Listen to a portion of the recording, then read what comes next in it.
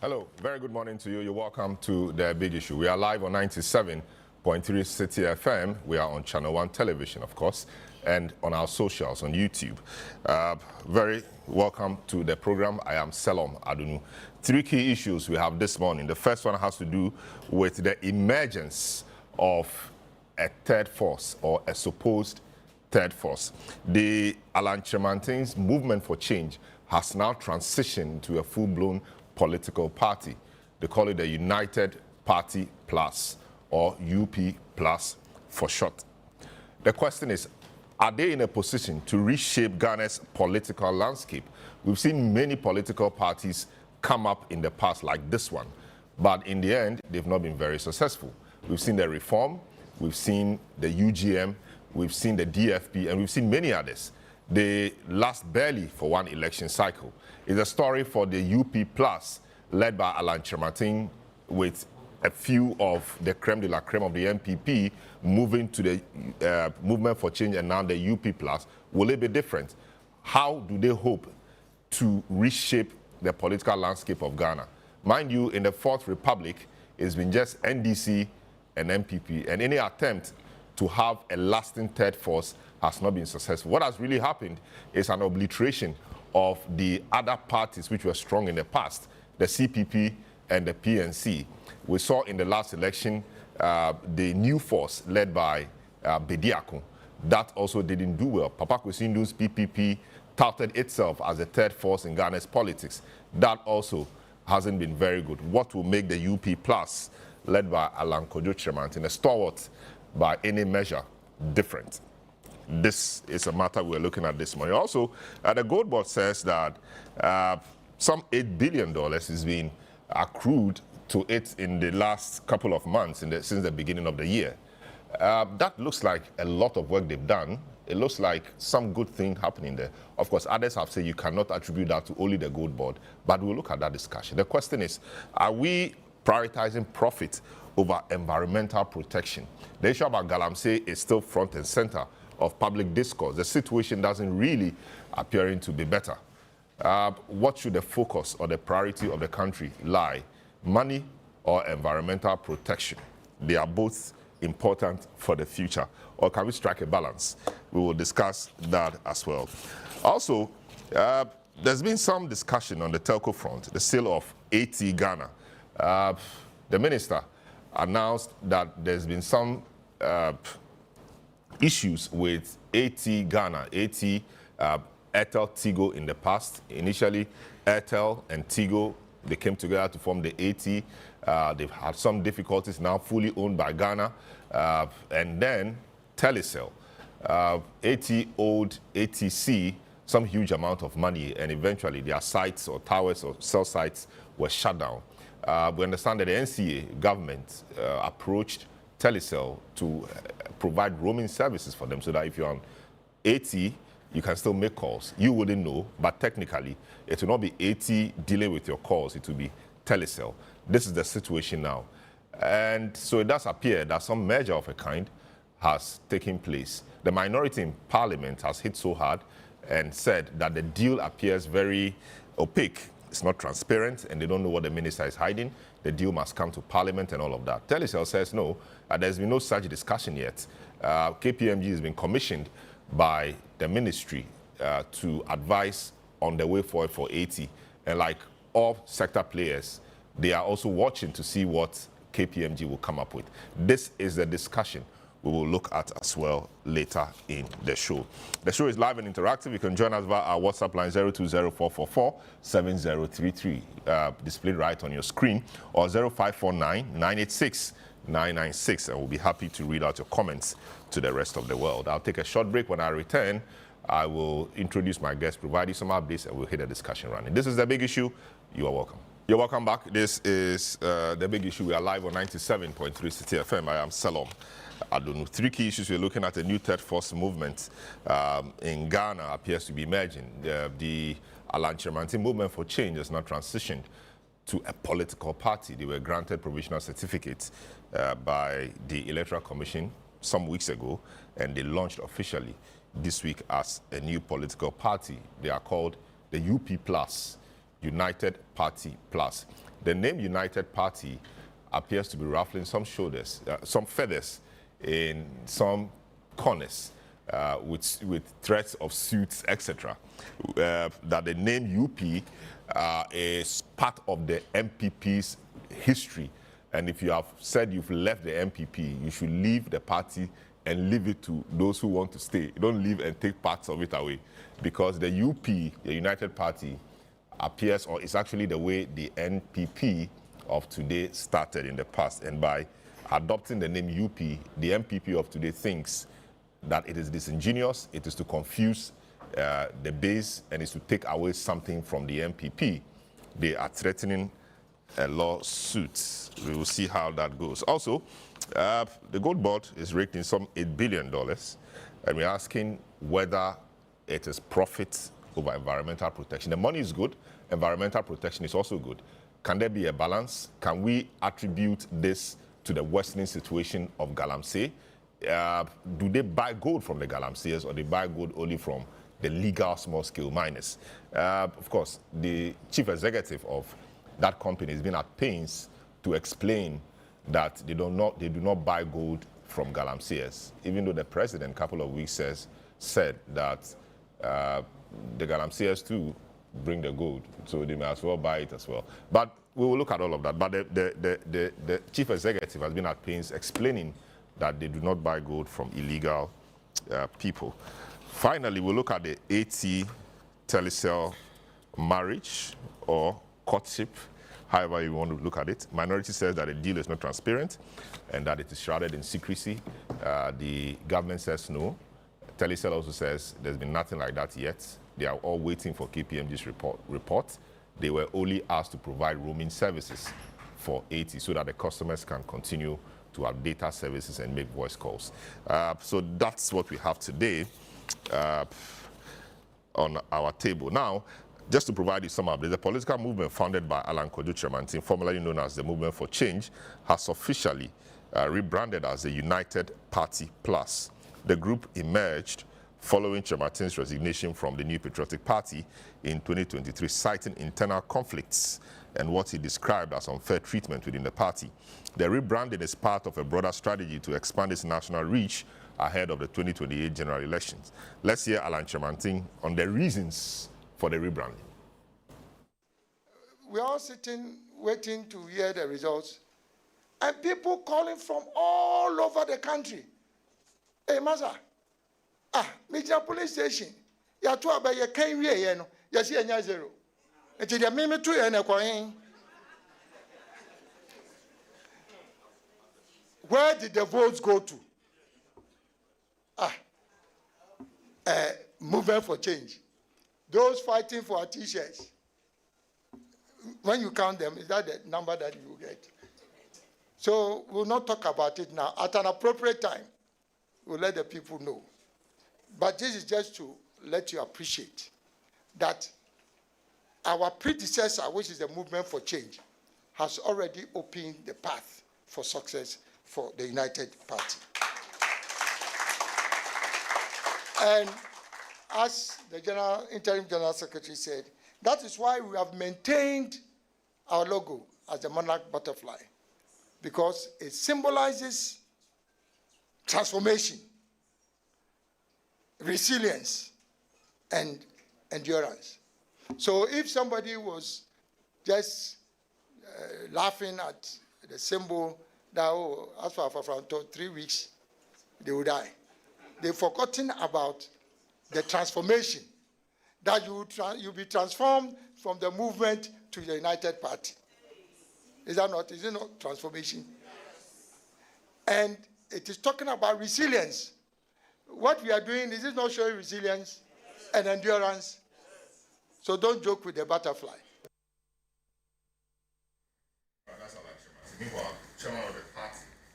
And former member of the NPP, Alhaji Abubakar Sadiq Boniface, has taken a swipe at the NPP over its decision to grant amnesty for members who were suspended. We have come together that the rejected stone will always become what? Cornerstone of the foundation. We were sacked But today they claim they are giving us amnesty. What does amnesty mean? What crime has our new leader committed? What crime did I commit in NPP for you to sack me? And today you are telling me you are giving me amnesty. No way. No way. When you divorce in Islam, when you divorce a woman 3 times, she's no longer your wife till thy kingdom comes. All right, so that was Abubakar Siddiq, interim chairman of the party, speaking there, responding to their supposed suspension from the NPP. They said it was a constructive dismissal also, that they went to support a different candidate apart from the party's candidate, and that by constitutional provisions of the NPP, they had sacked themselves, as it were. So that's where we are. Now they are UP plus people, and that's the interim chairman. We have the interim general secretary in the studio today, in the person of the Venerable Yabobia Samoa Esquire. Yeah, it's been a long time. Happy to have you. First time speaking this year. Thank you, sir. Yes, it's a pleasure. I'm following your footsteps. I mean, movement for change transitioning, so you're also transitioning. We have Richard Ahiagba, Communications Director of the New Patriotic Party, is in the studio. Professor Titus Bayu is Member of Parliament for Lambusi, also board chair for the Kolibu Teaching Hospital. He's also here. Will be joined by Senyo Hosi, convener, One Ghana Movement, and Paladomo host Good Evening Ghana, and is an author of the 77 stories that define Ghana's fourth republic, and also, of course, Franklin Kujo, President Imani Africa. These are my guests this morning. Gentlemen, you're welcome to the program. I started with you, Interim General Secretary Aboda Samoa. We thought the movement for change was going to continue as a movement. Why was it important to become a proper political party? Very well. First of all, we are officially the United Party. United Party. Yes. Okay. The plus is just something that's happened to have been tacked on by people who are excited. Okay, great. Yes. So we are the United Party, UP. UP. Some say plus, some say 2.0. Okay, UP 2.0, UP plus. 2.0. Yes, but UP Pro Max. indeed, it's a necessary path. The transition is a necessary path because 2 opportunities opened up. The movement at the time, we couldn't have established a political party within the time frame that we had before the election. So it was a very convenient vehicle because it also allows you under the rules to compete. And we managed to do so. However, after the election, lessons learned were that without a formal structure, a movement is made up of volunteers. From the candidates right down to the last person, we are all volunteers. And that nebulous form doesn't help in advancing the interests of what we're all seeking. So we then decided, and it wasn't even the leadership who decided, the members, the supporters, drove us forward. That look, this is an opening, this is exciting, this is an opportunity to get rid of the status quo, and so go ahead and formalize. Because once we formalize, we'll become competitive. So it is not a mere rebrand. It is actually a movement into a transition under law. Because we have to conform to certain basic requirements of the Electoral Commission in terms of structure and certain benchmarks that you have to meet. So the last time, what we did was to announce the receipt of our provisional certificate, which, for details, I was just being told by Prof this morning, I didn't realize it, happened to have been issued on 3rd October.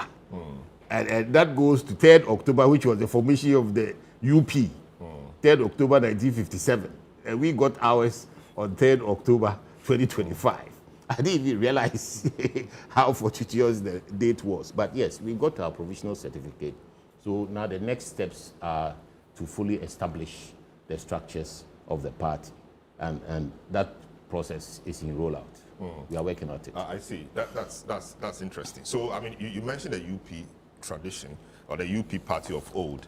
The UP was formed by an amalgamation of like-minded political parties, hence the name United Party. We are the National Liberation Movement, the Muslim Association Party, the Togoland Congress, the Gashifimokpe, the Anglo Youth Association. All these parties came together, and the Northern People's Party, yes, which also was called NPP, but Northern People's Party.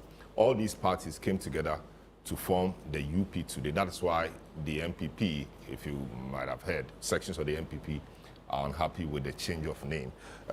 So what is the structure? What is the structure you have now? We will get into the NPP's unhappiness with you, but what is the structure you have now? It is not true that those parties were like-minded.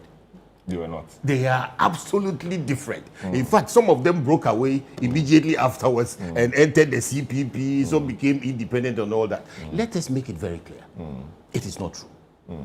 They were compelled. The Northern People's Party then had a different agenda. It was led by traditional chiefs from the north who wanted to improve the area for their subjects. The Muslim Association Party was interested in religious matters. NLM was interested in controlling its area of jurisdiction, governance-wise, federalism, as well as promoting private sector, cocoa farmers, and all that. Gashifimokpe was interested in youth involvement in politics. Everybody had a different agenda. But then, Kwame Nkrumah, assuming and sensing an opportunity to suppress the others and take full control, passed the Avoidance of Discrimination Act, saying that any party formed on sectional grounds, tribal, religious, ethnic, what have you, would have to be proscribed. So they were compelled to come together to survive. So it was a matter of political survival.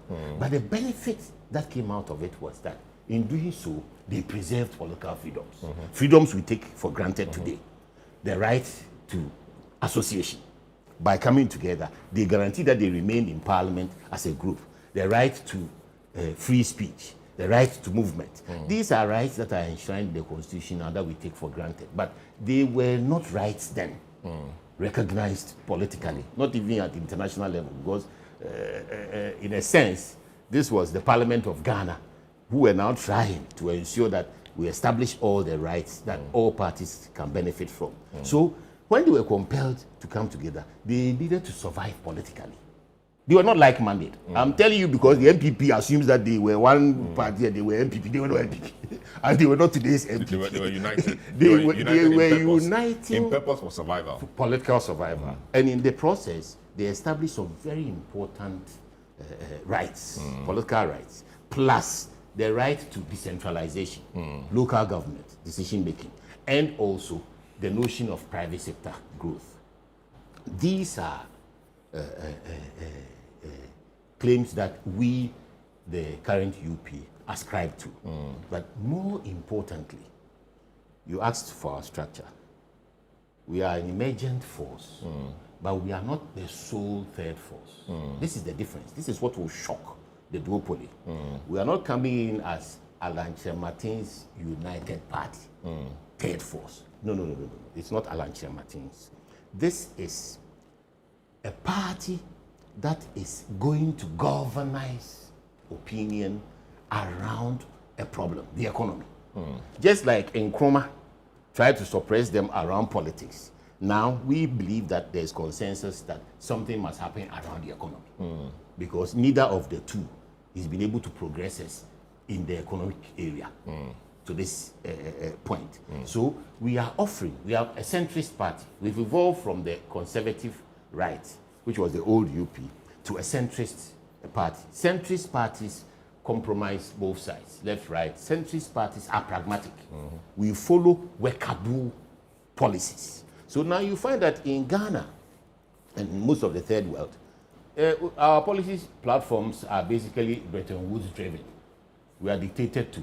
But then within that context, ideology doesn't work too well. So we are best positioned to mobilize Ghanaian talent across board, all sides, get Ghanaians to invest their thinking, and then develop things that are Ghana-centric, leveraging Ghanaian assets in order to benefit Ghanaians. So we expect to bring together many of the smaller parties. So we have two paths for sustainability. those who think that we are not here to stay, the difference between us and the previous, we are very conscious of the previous parties who have come out and disappeared in the Fourth Republic. We have two paths. The first path is the necessity of economic revival and growth. And many are worried about that. So we expect to bring those people on board. Other political parties, other political entities, individuals who are politically connected, people who want to advance the economy. We will find accommodation either within the UP as an institution or in partnerships that will grow a genuine third force that can overthrow the duopoly. That's one. The second path is constitutional reform. This duopoly has inadvertently, unfortunately for us, been strengthened by the Fourth Republican Constitution structure, specifically Article 63, 4, and 5. Article 63, it used to be in the 79 Constitution, but you realize that none of these so-called dominant parties has total control over voter sentiment. There are often runoffs. Yes. Much more than one would assume. So we accept that none of these two dominant parties has a grip. But how come they always in power? Because when there is a runoff, they mobilize smaller parties, get them to help, and then they go into power and abandon the smaller parties and empower themselves in government. And it is because of Article 63.4, which demands the runoff. So we are saying on the constitutional path, and we submitted some proposals to the proposals. We are saying that 63, 4, and 5, requiring the runoff, should be done away with. So what do we do? So now, if on the first run, a party makes 50 plus 1, they are home and dry. If they don't, the smaller parties that they would have used as horses to get past 50 plus 1, they should cobble them together and go into government with them as governing partners. Coalition governments. That is inclusive. That brings aboard as much talent as you can, and that will empower the small parties. But how would that work? I mean, not to digress. But how does the runoff work? Political parties may say that smaller political parties may say, okay, we will not tell you where to go. Our members will not direct you on which party to support. Support whichever party you want. For example, that is a runoff scenario. Yeah. So you have a situation we are moving where, beyond the for runoff example, scenario. You have a situation where PNC, for example, its leadership tells its members, go belong where you want to. Because it's a runoff scenario. NDC, some go to NPP. Because it's a runoff scenario. Yeah, so you are saying that all the opposition, all the parties, the smaller parties must go into government. So let me give you an example.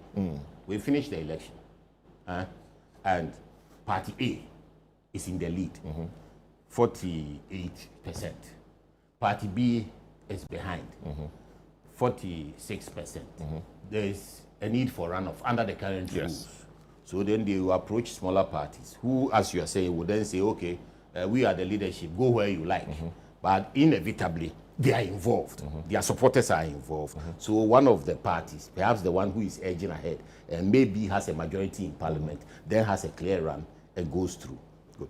Now we are saying that if you get 48%, you're falling short. So bring together as many parties on the small side who also participated in the election and have percentages that if you add to your 48%, will get you past 50 plus 1. Okay. So if they don't want to join, then they don't get to the part of the coalition. It's not a blanket opportunity for smaller parties who haven't participated in the election. You must have participated in the election and received... And agreed to join them from the coalition. And received a portion of the vote. Because it is that portion of your vote, that percentage of your vote, that will make you viable to add to the coalition. Because your percentage will be added to the 48 that the first party I think that's clear. You understand? That's clear. Great. So coalition governments are normal. South Africa, the biggest example of there's a coalition recent coalition. This is the DP, the party that was supposed to be the Democratic a pariah, Party, ostracized because of apartheid.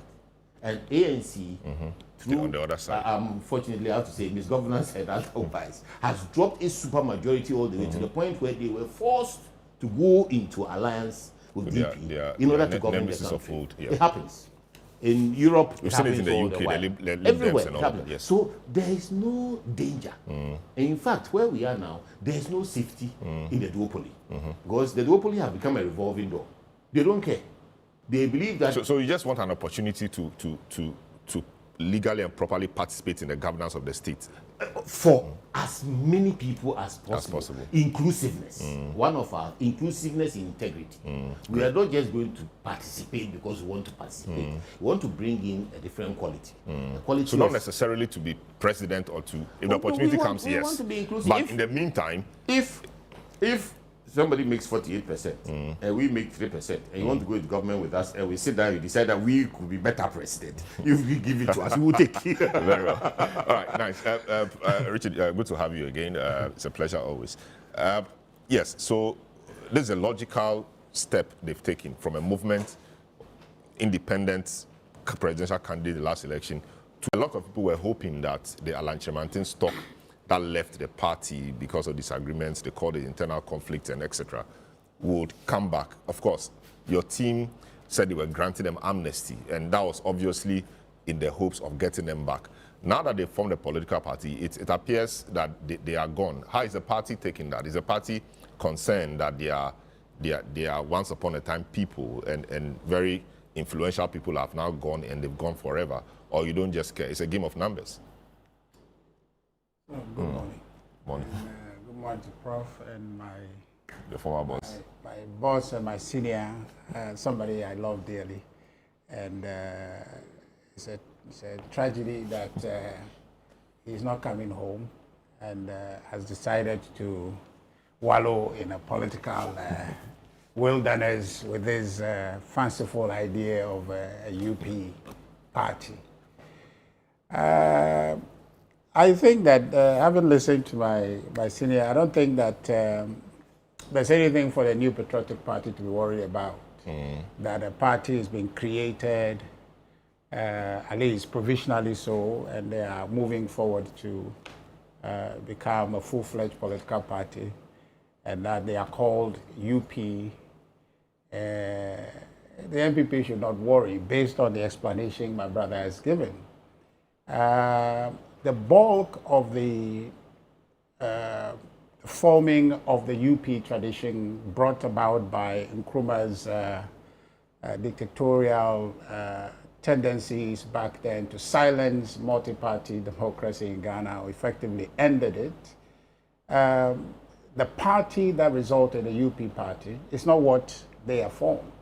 They say they have formed a centrist party. The values that define the UP tradition is not what they are claiming. So technically, it's a name, is your name Selom, but it's Selom who does not host the big issue. That's it, really.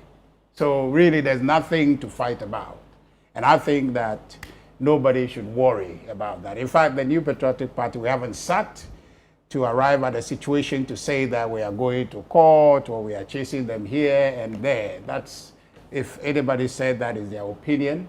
But having listened to the secretary, the interim secretary, it is not our tradition they are carrying on, which then raises question to say that what exactly are they about? Okay, this is their centrist idea that they are pushing. What is it? What is the grounding? What is the catalyst leading them to do that? Now they can have their own explanation, but it is not our UP, which is the antecedent of the New Patriotic Party. That's not what they have. So anybody who is an NPP person should not worry about what they have formed, call it UP. You can't form another party. Before the New Patriotic Party, there was NPP, which is the Northern People's Party. So you can have a name. So for me, it's not a name that matters. The people who are behind the name, their motive, and what is their galvanizing idea. The people who are behind the name are people we identified with the NPP of old, or the NPP of today. And if they are coming with a name we historically associate with the NPP, that could mean that they are taking some of your people. Alaji Abubakar, Siddiq, who was just saying that if you divorce your wife forever, 3 times is divorced. Gone, yeah. So what doesn't matter that he used to be your wife, but once he's divorced, which is okay, he's gone. So they used to be with us, and then they are gone. They're gone. And there's nothing that binds them. There's nothing that says that they have gone with our better soul. And what he's talking about here just tells you that they have left the liberal conservative idea They are now centrist politicians. So there is no connection between us and them anymore. But I mean, that's So- just, so I'm saying- that's saying- just an ideology. I mean, Yes, of course, political party is all yes, about but- ideology. But you can't tell me that, you know, the MPP is a purist in terms of political ideology. We've seen the MPP do a lot of things which ordinarily should have been done by parties on the left than on the right or centrist parties. And so to say the MPP is a purist in terms of Nobody its is arguing yes. that. I'm not But- even so, saying. so it appears everybody is now moving towards the center. No. That's what it is. No, really. no. You move toward a center anchoring at your ideological position. So what's the point? So what I'm really? just telling you is that when you are okay, a, sit down, you're left no, on. hold on. Yes. There is not a binary situation when it comes to an ideology. Otherwise, you would have a leftist party or center of left party, okay, move extremely, or right of center party move extremely and change position like that. It's not an oscillation situation. You anchor your ideology, but time determines that you move, okay, in a certain way to be able to meet certain policy demands. So it is not a wholesale shift, but it's a contingent policy gravitation So let me that give moves. you- let me give you some But hold on. What Basilia has said clearly, without a doubt, is that they are a centrist party. It's pragmatic. Yeah. No, They- yes. They are pragmatists. So, which is a centrist Centrist, party. yes. There is no if and buts about it. But- He's- but it's hold also on. the elements of the centrist party, since you are- Settle No, on, no, settle go on, ahead, settle go on. ahead. You finish. I Well, realize I do interrupt you a lot. Yes, but I yes. love it actually. Yes, sir. So the point I am making is that now you take the three positions. The NDC on the left, as you can assume, of course, we are center, left or right of Right of center. center, yeah. But they are saying that classically they are in the center. Because they have seen on the left and on the right, the duopoly is occupying that position. Okay, the NDC oftentimes will come to the right a little bit with their market policies and the rest of it. NPP will come a bit to the center, advancing a little bit of socialist ideas in terms of promoting the welfare of the population. Now they are saying that they are occupying the middle.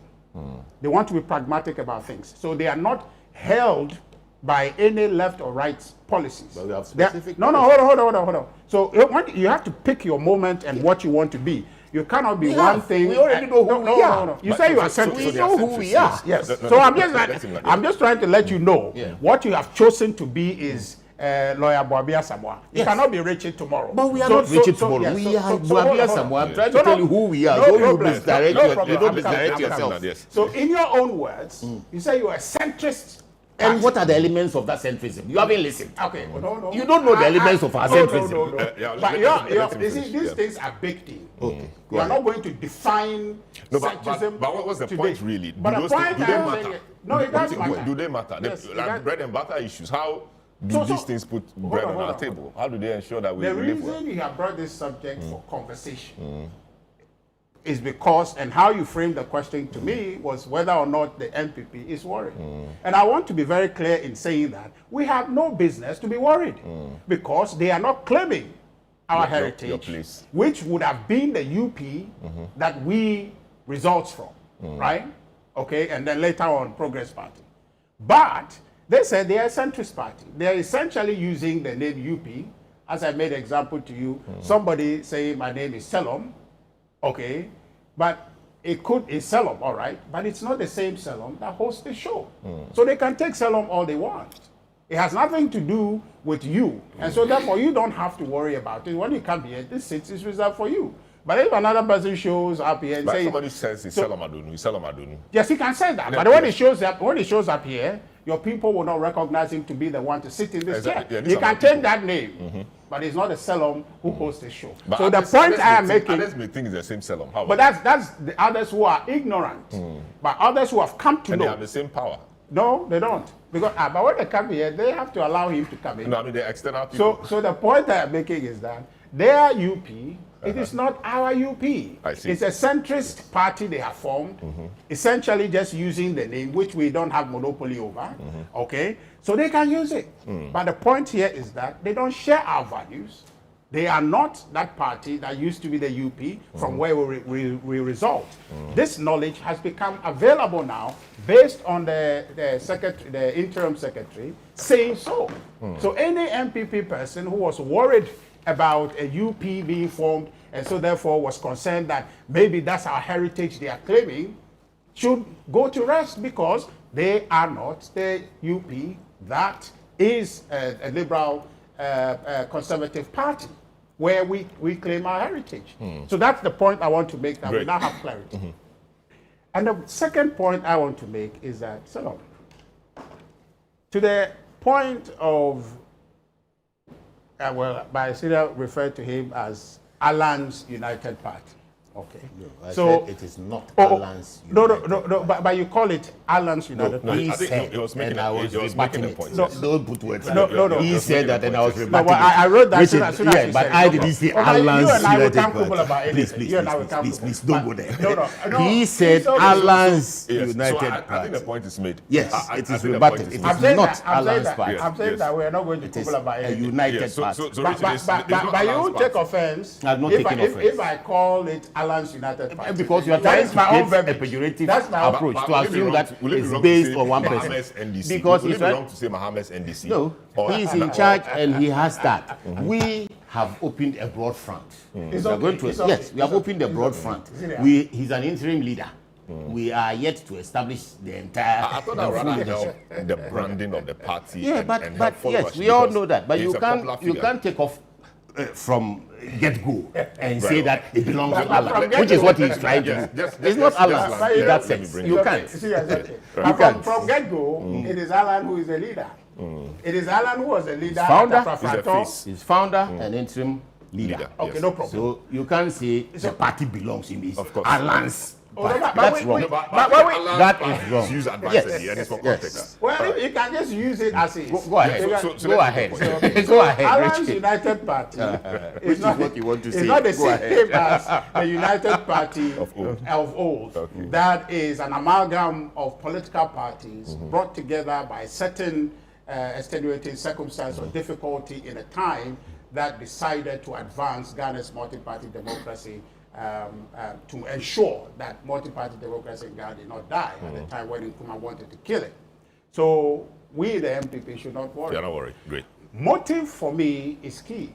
If there's any MPP person out there who's still... We'll do a motive. Okay. We'll do All right, so let me just conclude. So the point is that we are clear in our minds that this UP, it is not our UP, it is Alan's United Party. That Great. is quite simply that. All right, so we're joined by Paul Ademotri, host Good Evening Ghana, political commentator for a very long time, and is political historian and a whole news reporter, I mean, for a long time, and he's done quite a few things.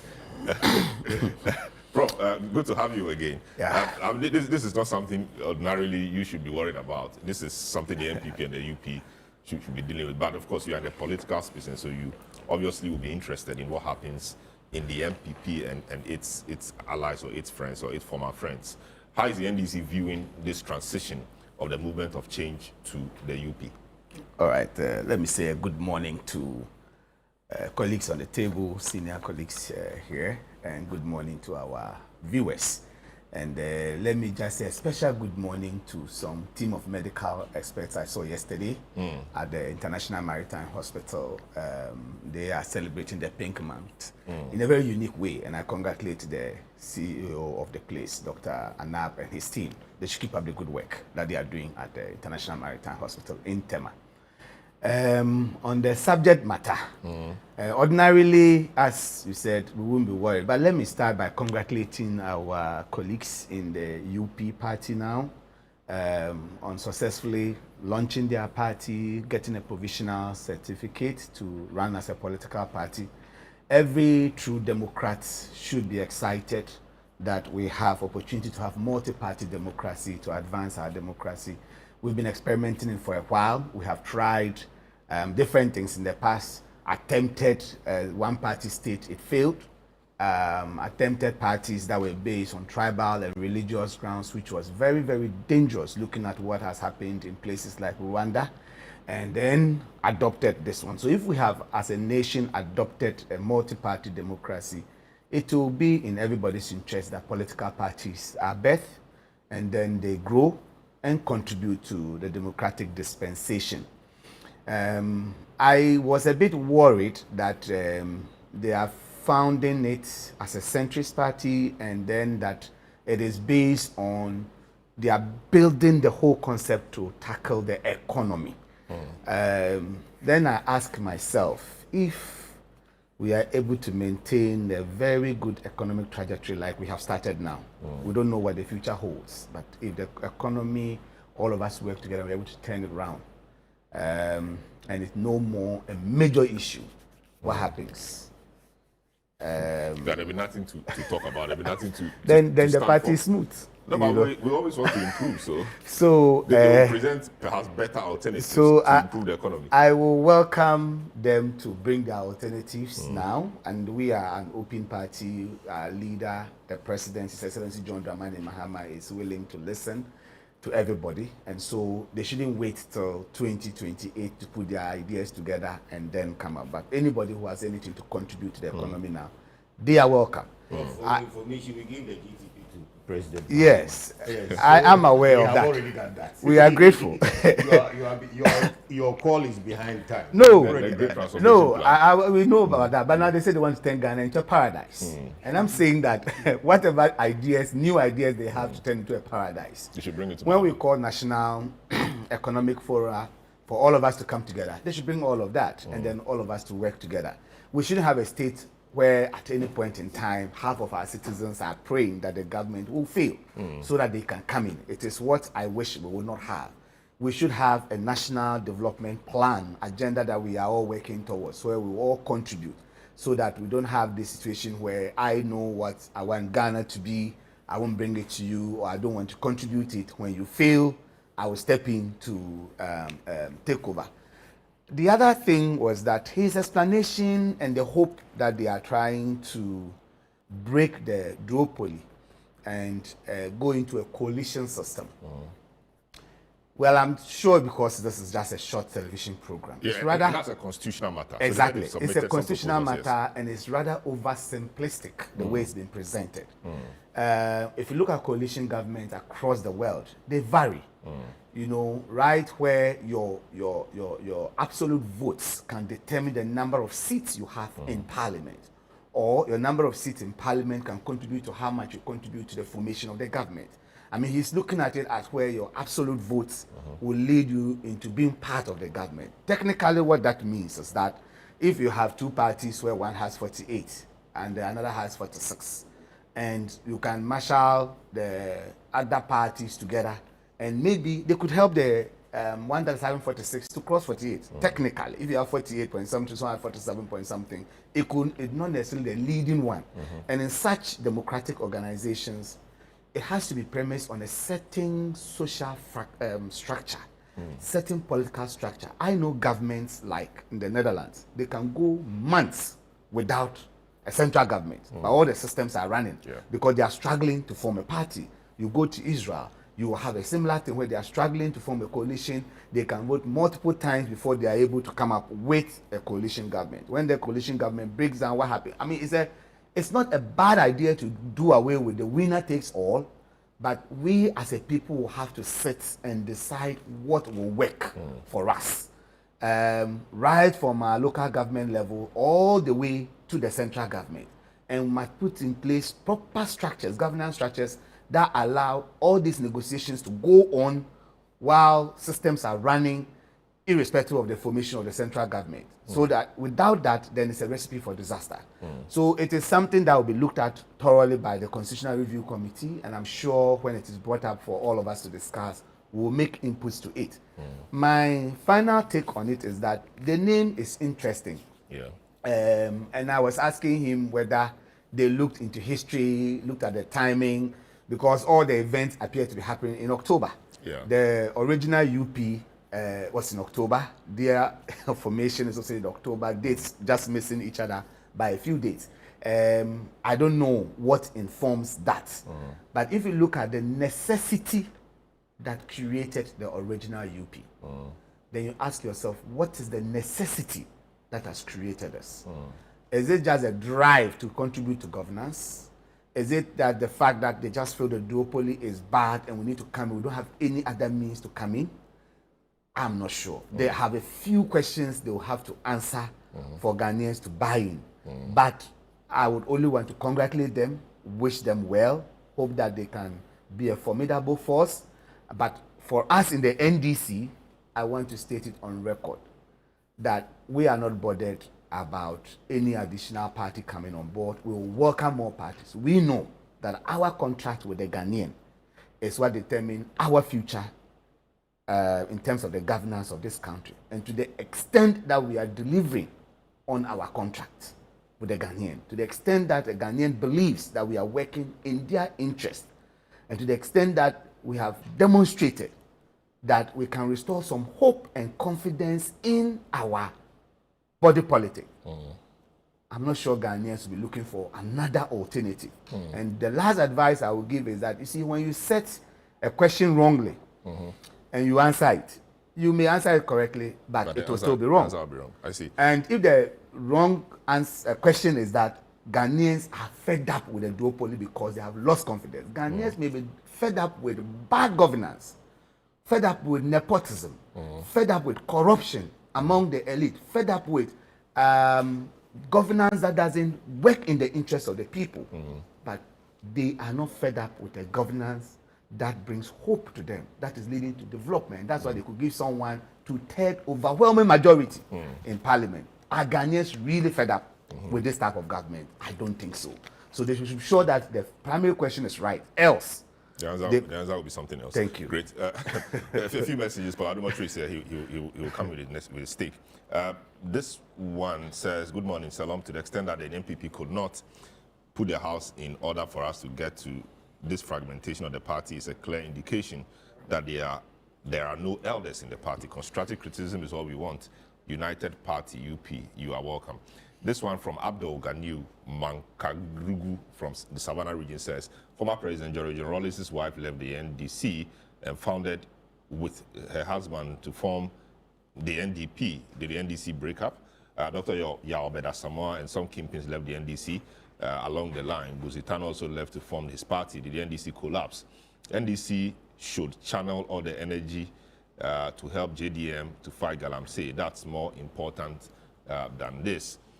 We, the NPP, we are not alarmed by the UP's decision to reject its offer of amnesty to former members who broke away from the party, insisting the move was only meant to reconcile suspended members, not defectors like Alan and his colleagues, Boniface Abubakar Siddiq, a migrant from the NDC to the NPP in 2004. So he doesn't know what made the NPP. That's Abdul Ganiu Mankirigu.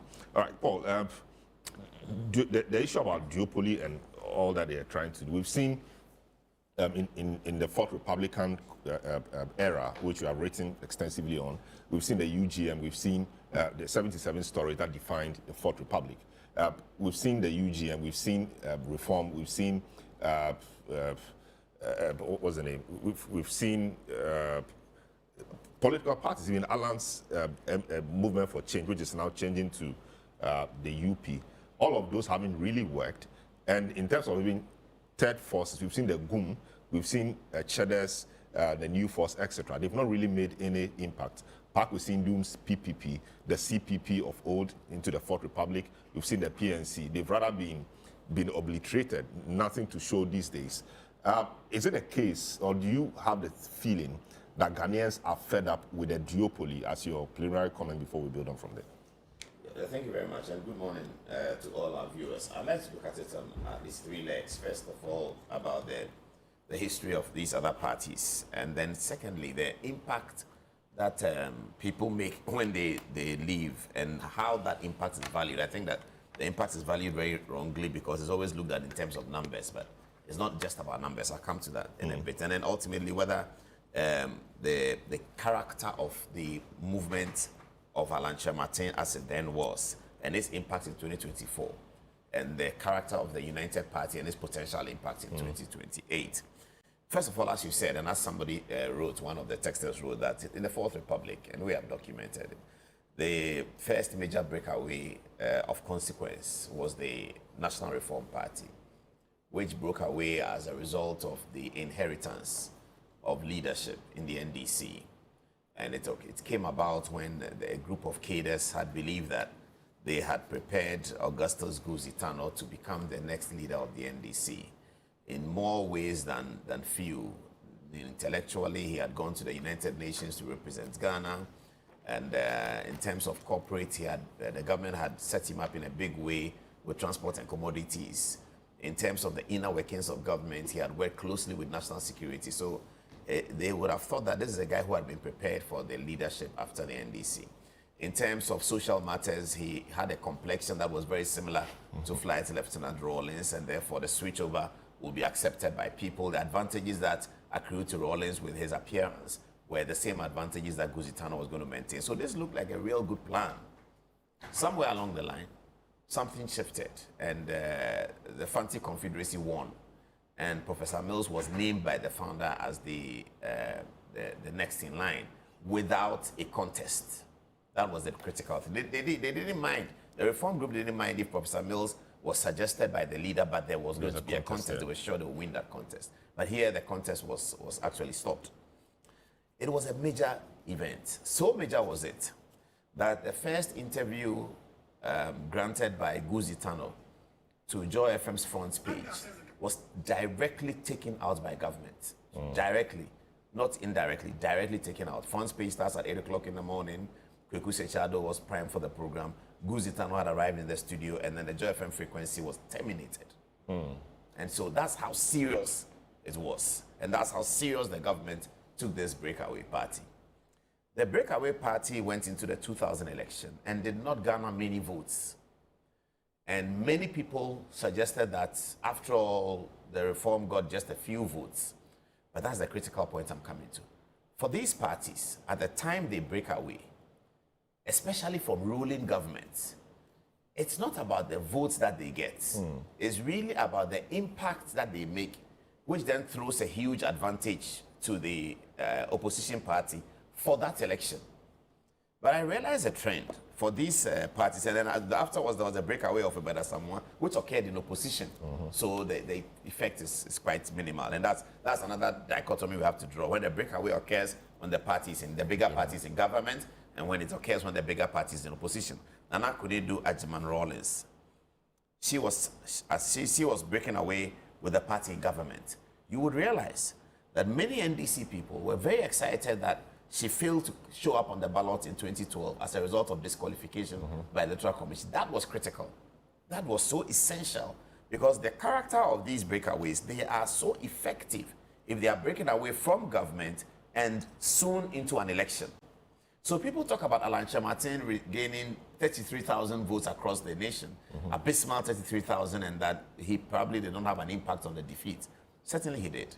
He did, because he's breaking away whilst the party is in government. And he's breaking away when there's an argument before an election, before a people at an election time. You choose this or you choose that. Now, if the NDC campaigns that, look at them, their own party people have left. This is a terrible party. That carries so much weight. It's not going to give votes to the one who is leaving, but it's going to really shift the pendulum in favor of the opposition. The thing, though, is this, and this is the critical point. As soon as that election is over, you will find, historically, that the relevance of these parties completely evaporates. Absolutely evaporates. They are not able to do anything. And we have found the reason. After the election, they are a party on their own. They now have to show why anybody should agree with them. They now have to show whether what they are offering is not already on the market. And often what they are offering is better on the market. They now have to show whether they have constituency representation.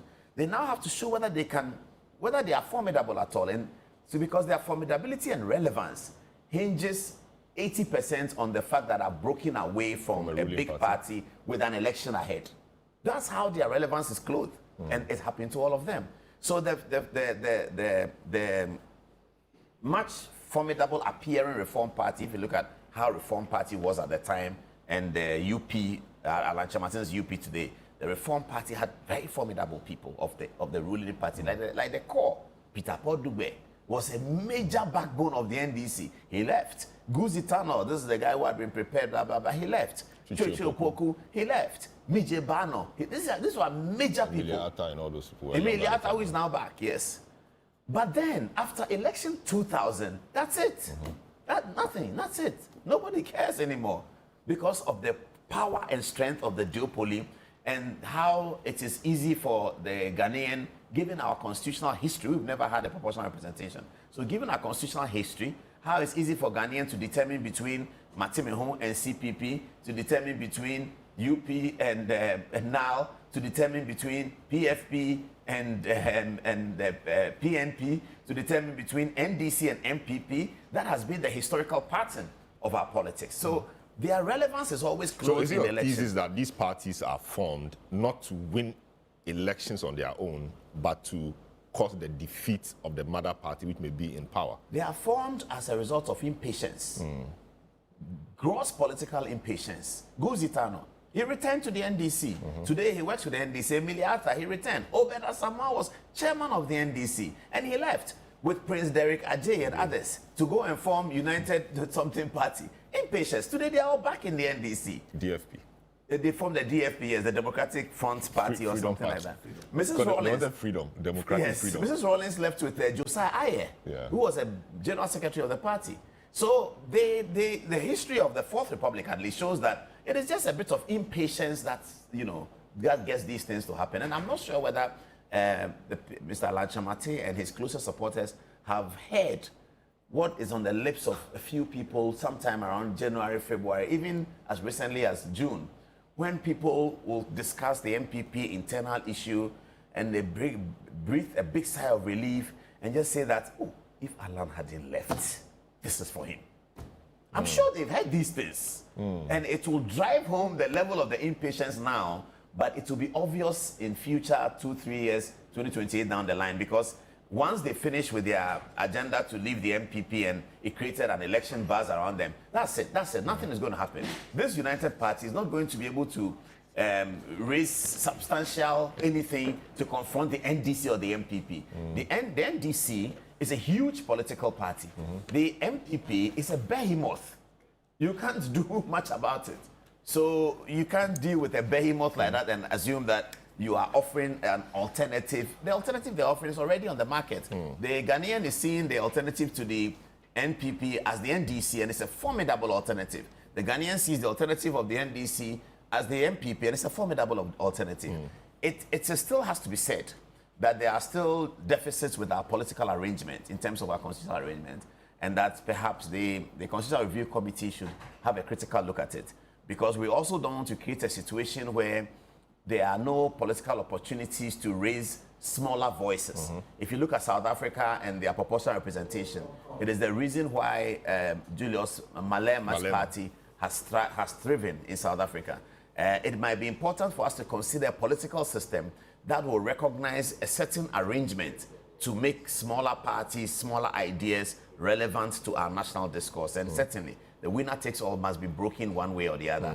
And we can look at all of these So things. you don't think that Ghanaians, are fed up with the duopoly, which is the point Prof raised, that they may be setting the wrong question and answering it in the way that may not be addressing the issues. And when you look at it, we've seen parties come up, but in the end, the dominance of the two political parties, NDC, NPP, that dominance hasn't waned. It's still the same, and it even gets better or worse, depending on where you stand.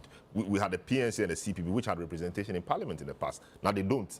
Now we see a few independent candidates. The NDC and NPP duopoly is even stronger now, even than before. So do you also agree that Ghanaians may not be tired of the duopoly after all? They love it. The duopoly has been driven by other aspects of the society, media. Because if you are a journalist and over the last 15 years you're covering a story, you cover an NDC story and an NPP story, you get the sense that it's more relevant to the person listening to you than you cover a PNC story, because as soon as you cover an NDC story, you have a rebuttal from NPP. As soon as you cover an NPP story, you have a rebuttal, and then you can see the formation of ideas. Once in a while, you go to these people, but the media has driven that. Also, corporate business. Business has also driven that. So that I'm answering the question why PNC used to have a seat in Parliament, and today they don't have it anymore. So since 2000, when President Kufuor became president, when we took the major giant step into democratic practice, as it were, as opposed to the 1992 to 2000, business became bolder in terms of engaging with politics. And the business will most likely sponsor a political candidate from the NDC or the NPP, because if he's looking to shape opinion in Parliament, he wants the opinion to be shaped from a caucus that is significant and relevant. And so that's how the minority party situation died in Parliament. I think we do have some independents now. Yes, about 3 or 4 of them. But you can still identify where they stand. Yes, where they stand. Independent NDC. And a lot of them came because they had disagreements. So I'm with worried for Mr. Kyerematen that I think at the UP, very nice people in there, I think that they have misread the relevant quotient because the relevance is gone. The relevance was about 2000. The relevance was to aid 2024. Maybe not inadvertently, but the relevance aided the NDC's victory significantly. And I disagree with MPP people who say that, oh, but Alan got only 33,000 votes. That's not the point at all. That's not the point. But the point, yes, I'll come to Senor. Yeah. But the point you made also may work when they are in opposition, because, for example, a party may say, look at these guys, they're in opposition. They can't even put their house in order. How would they behave when they get into power? So don't vote for them. So it may as well work. But what we've also when they break away in opposition. Yes, but it hasn't worked on the figures. What we've actually seen is that the breakaways have actually helped the parties in opposition. So UGM and NPP, Rekubrobe, but the NPP eventually won that election. That's interesting. Nana Konedu's NDP. The NDC won the election. The NDC won. Obeda From opposition. Party, and they won. So it appears that the breakaway in opposition is actually, should I call it a cancerous cell, that is cells that are taken, Dr. I say so, that are taken away from the mother party, and that helps in their victory in the next election. You know that Rekubrobe also returned. Yeah, he returned, and he wanted to be national chairman at some point. Yes. And in fact, he was given a role in Kufuor's party. I don't know whether Alan Kyerematen has time to return, but really that is the path. If he has to be relevant in the future of Ghanaian politics. You think he has to return? Well, that's and he's returned once. Wait, he's returned once. They claim there was no resignation, so I don't like to talk about it. Obeda Samoa was the National Party chairman. He returned to the party. You know, because he needed the relevance. And as you're saying, and finding out, in opposition, it appears to help the opposition party. Because the critical thing is, I don't think Ghanaians really vote, or any group of voters vote for an opposition party. No, they vote against the government. So if you look at 2016 and you take the media reportage on the processes leading to the election, 3-4 months or 6 months leading to the election, the opposition MPP would have appeared to be in significant turmoil. Every news item was about throwing out your chairman, throwing out your general secretary, invincible forces are this one is that. Everybody was at each other's throats. The party was in so much disarray, as they put it in quotes. Freddie Blay becomes chairman of the party. Some people say he's a CPP guy. JB Dankwa will turn in his grave. And the acid burning of the Focus brothers, the hometown, where Afoku's brother was taken to court for so many years, and they couldn't find much. Akufo-Addo had to truncate his trip in Germany. This was an opposition that appeared to be in turmoil. But what happened in the election? They achieved the biggest victory for themselves in the history of the Fourth Republic. So Ghanaians don't really worry about opposition. They vote against. They are looking at what the government is doing as against what the government promised, as against the things that the government said, and the opposition just draw the attention to them. It doesn't mean the opposition ought to be disorganized. But yes, these are the things that happen in the politics. So if NDC is in power, Ghanaians are marking NDC. They are looking at MPP, but they are marking NDC. And MPP's job is to point to them. Look at what they said. Look at what they are doing. This is what they said. This is what they are doing. They said they would do free SHS. Now they took their children to private schools and they couldn't pay. This is what they said. That is all the opposition needs to do. Great. Whether somebody has left, he's leaving, he's coming back, Ghanaians, no. Great. Senor Husi, convener, One Ghana Movement, today is his birthday. Happy birthday to you. It's a birthday. We know we see some cakes and things. He's a solid guy. He's a man of many parts. It's a difficult guy to describe, but that's fine. Almost there. Senor, welcome to the program. Been a while.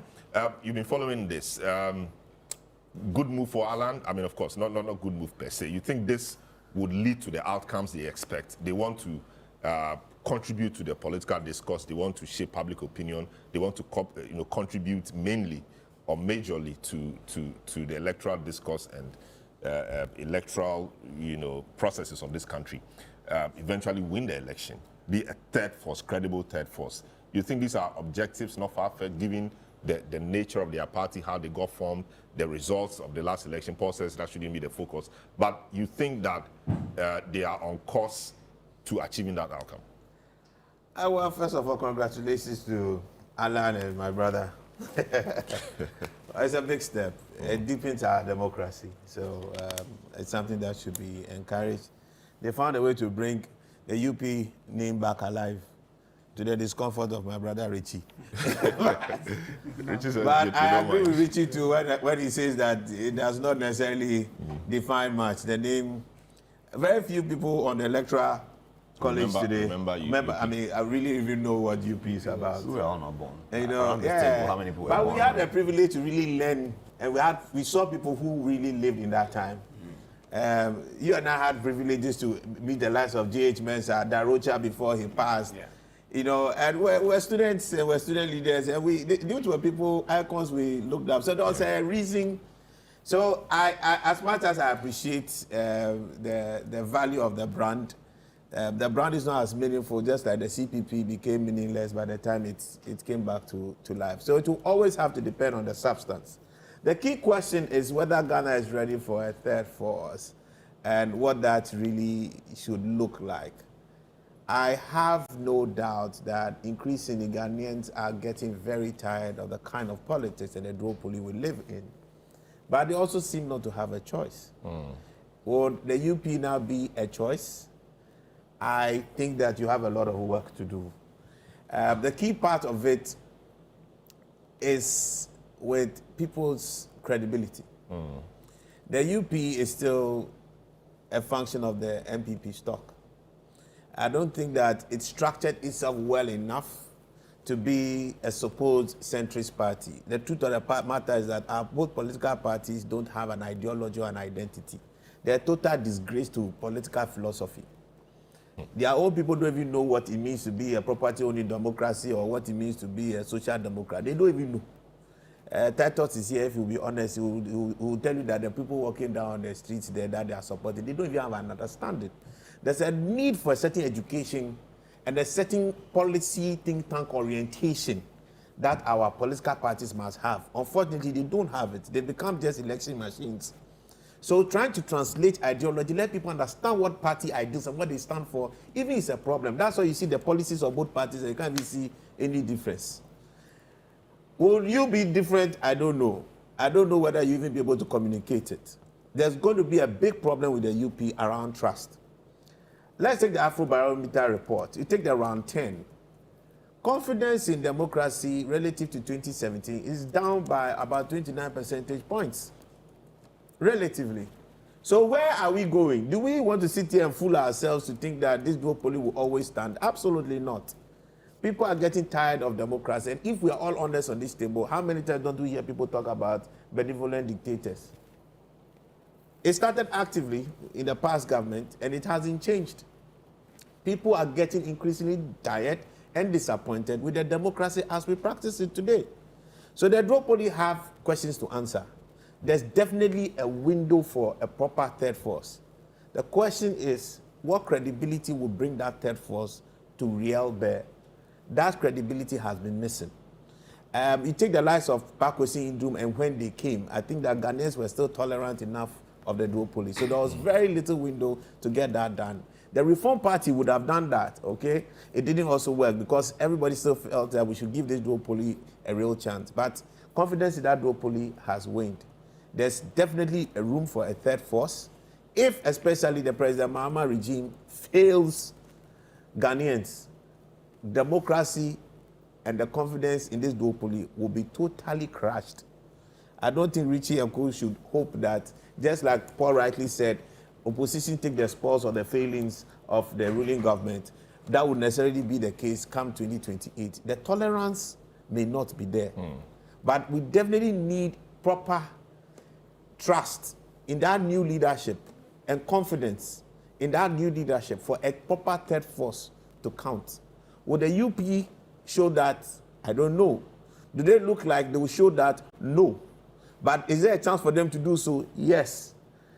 If you had a third force that had a creme de la creme, a group of centrist people, moderates in both parties, the NDC and the NPP coming together, trying to break away from the trajectory of the existing parties, you really have a strong third force.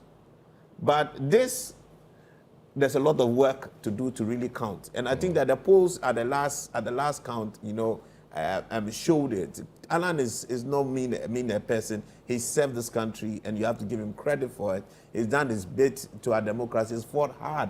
All right, it's really fought hard for his party than he fought for his own movement and now his UP. So I have to be honest. I really appreciate his effort. I wish that, this place of our politics could recognize what he's done, and acknowledge it in some form.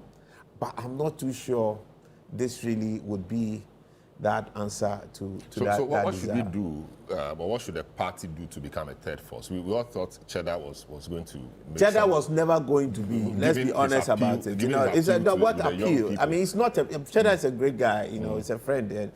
But if everybody whose mind was on ground knew that was not really going to crack the whip. And he spent a lot of money on it.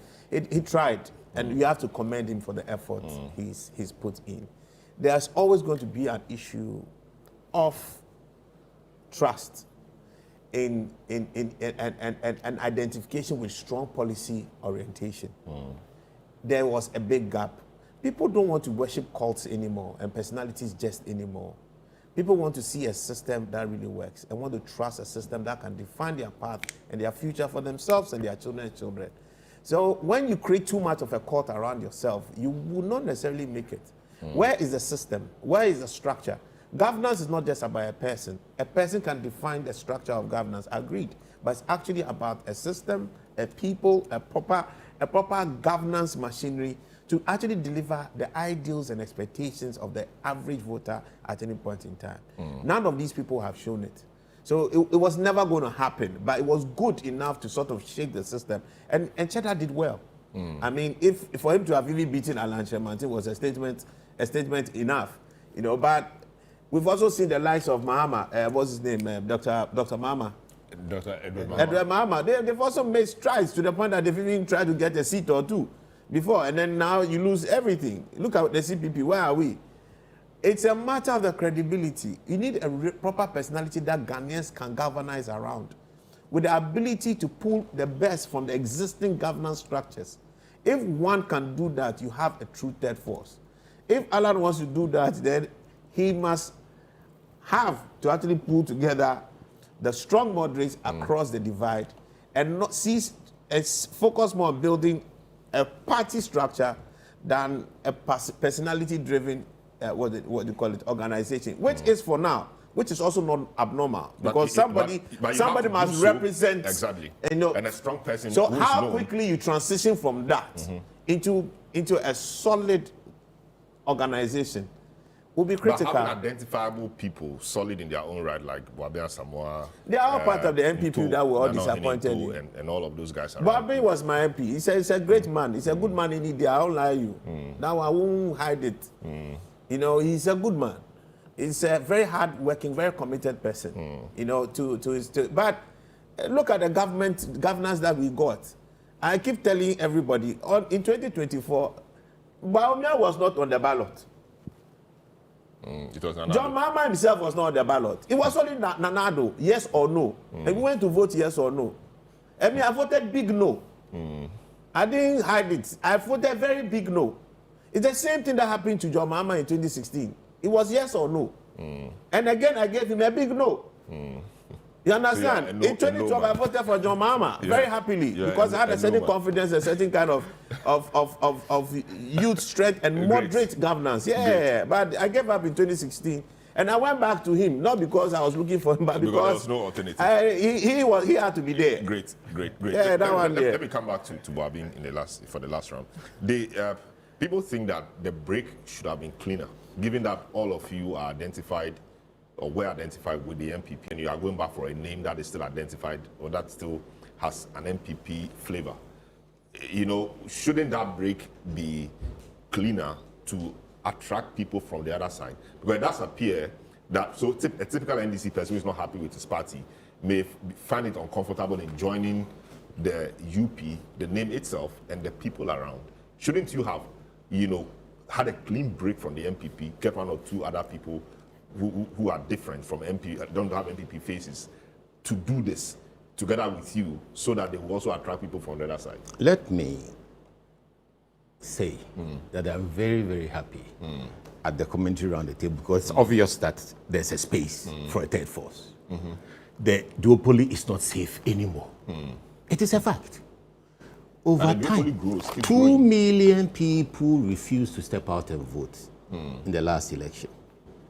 These are people who risked going into opposition because they were unhappy with either the leadership of their party or the goings on for that election.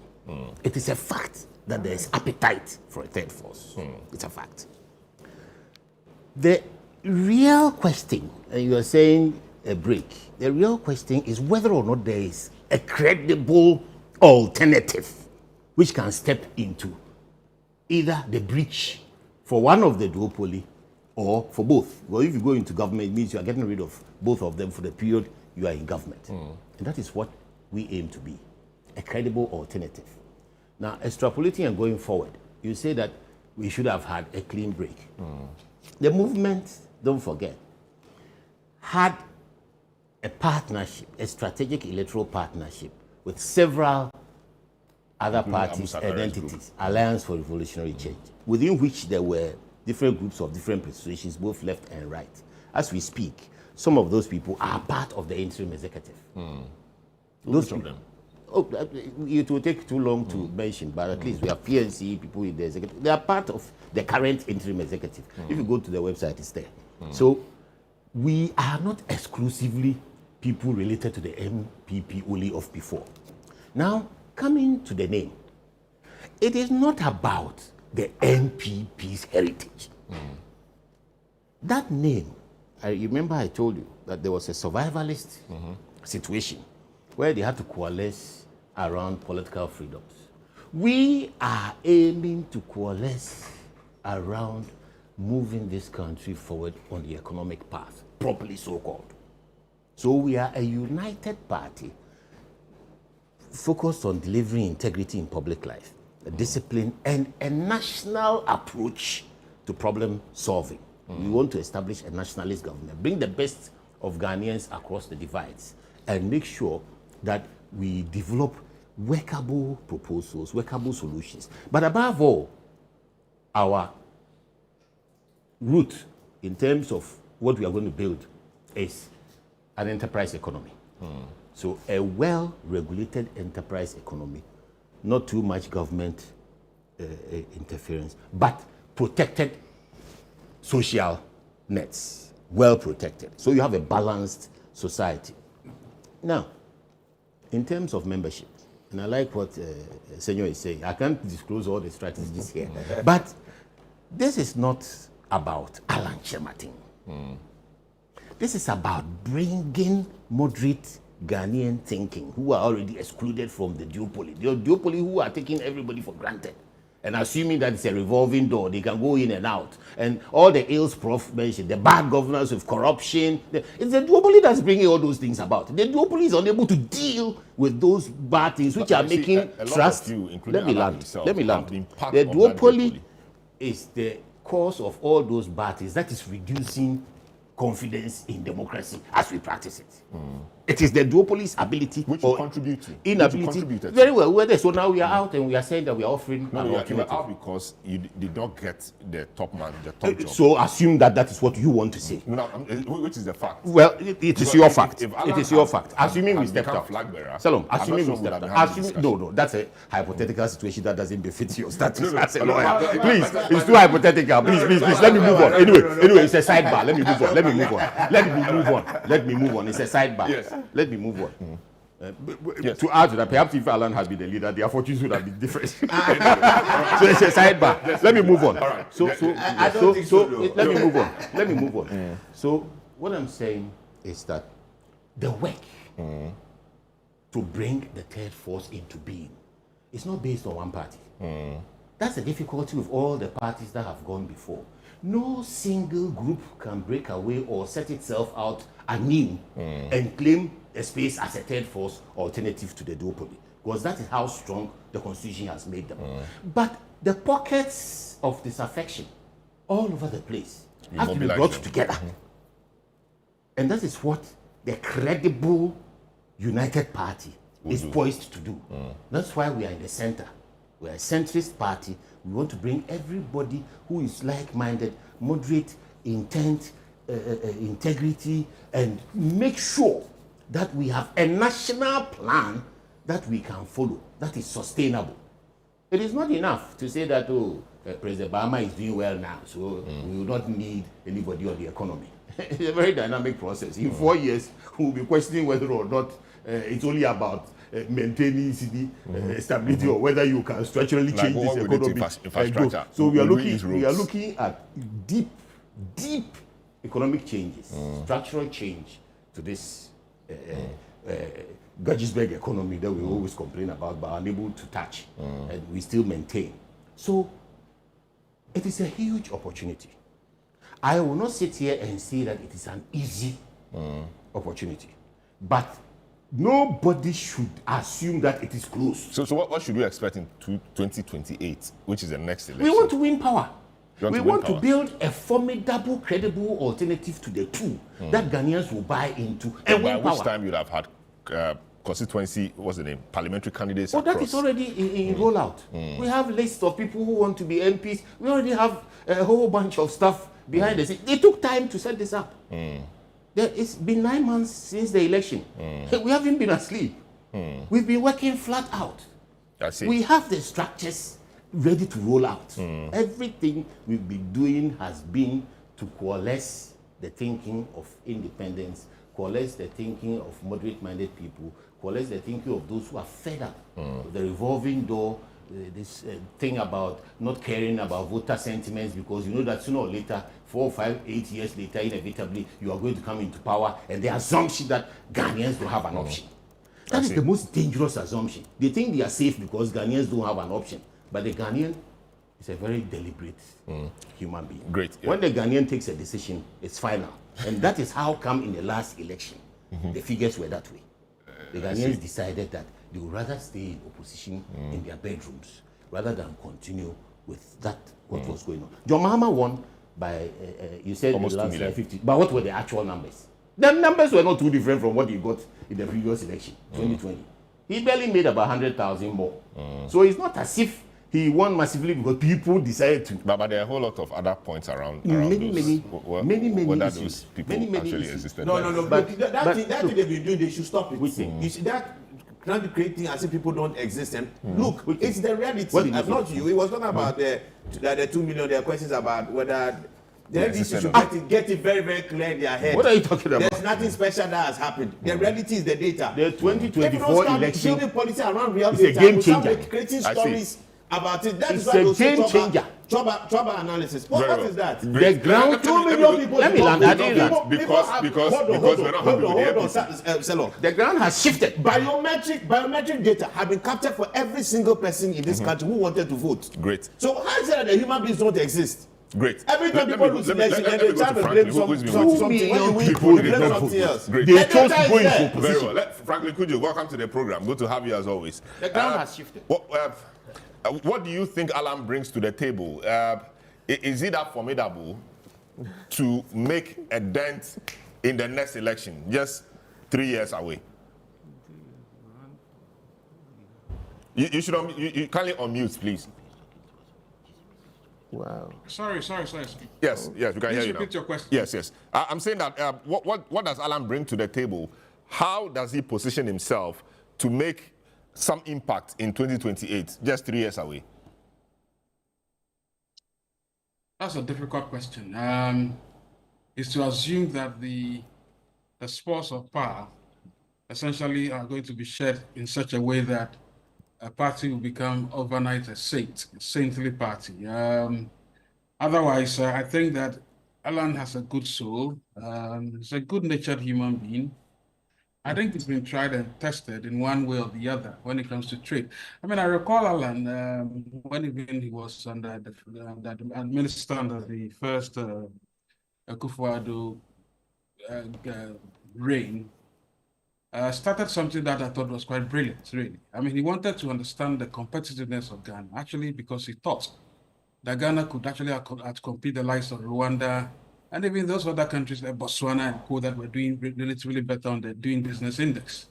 And he put together a committee of 5, I think. And actually, I recall that I had to put members of Imani on almost all the 5 committees. And the dedication, the attention to detail, the understanding that competitiveness meant that you needed to understand what every index or the indices that actually are measured that could garner a country that competitive edge were quite well in place and must be done methodically, scientifically, and actually worked upon.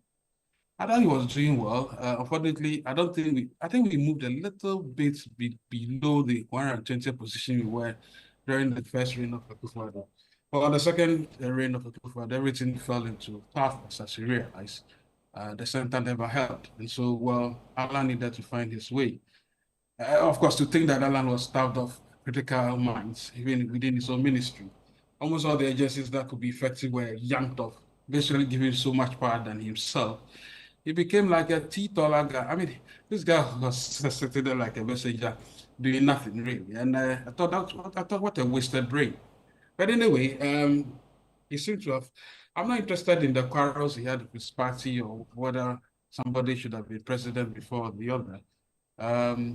Cleverly, I think it served him better not to really be recognized as part and parcel of the second reign of Akufo-Addo, because that reign was terrible, extremely terrible. So people should take solace in the fact that he moved away, even though people could accuse him of whatever he had done in the past. If he loses, then he gets away.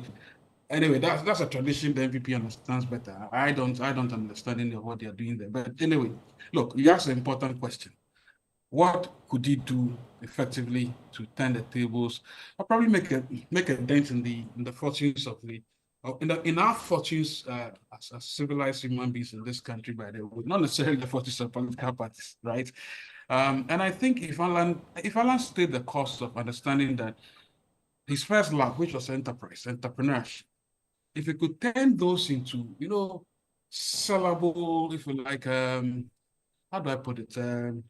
Actually bring it to the basics. By the way, CTF, did a beautiful program on the understanding the throes, the travails of the small-scale entrepreneur yesterday, and I listened with a lot of interest.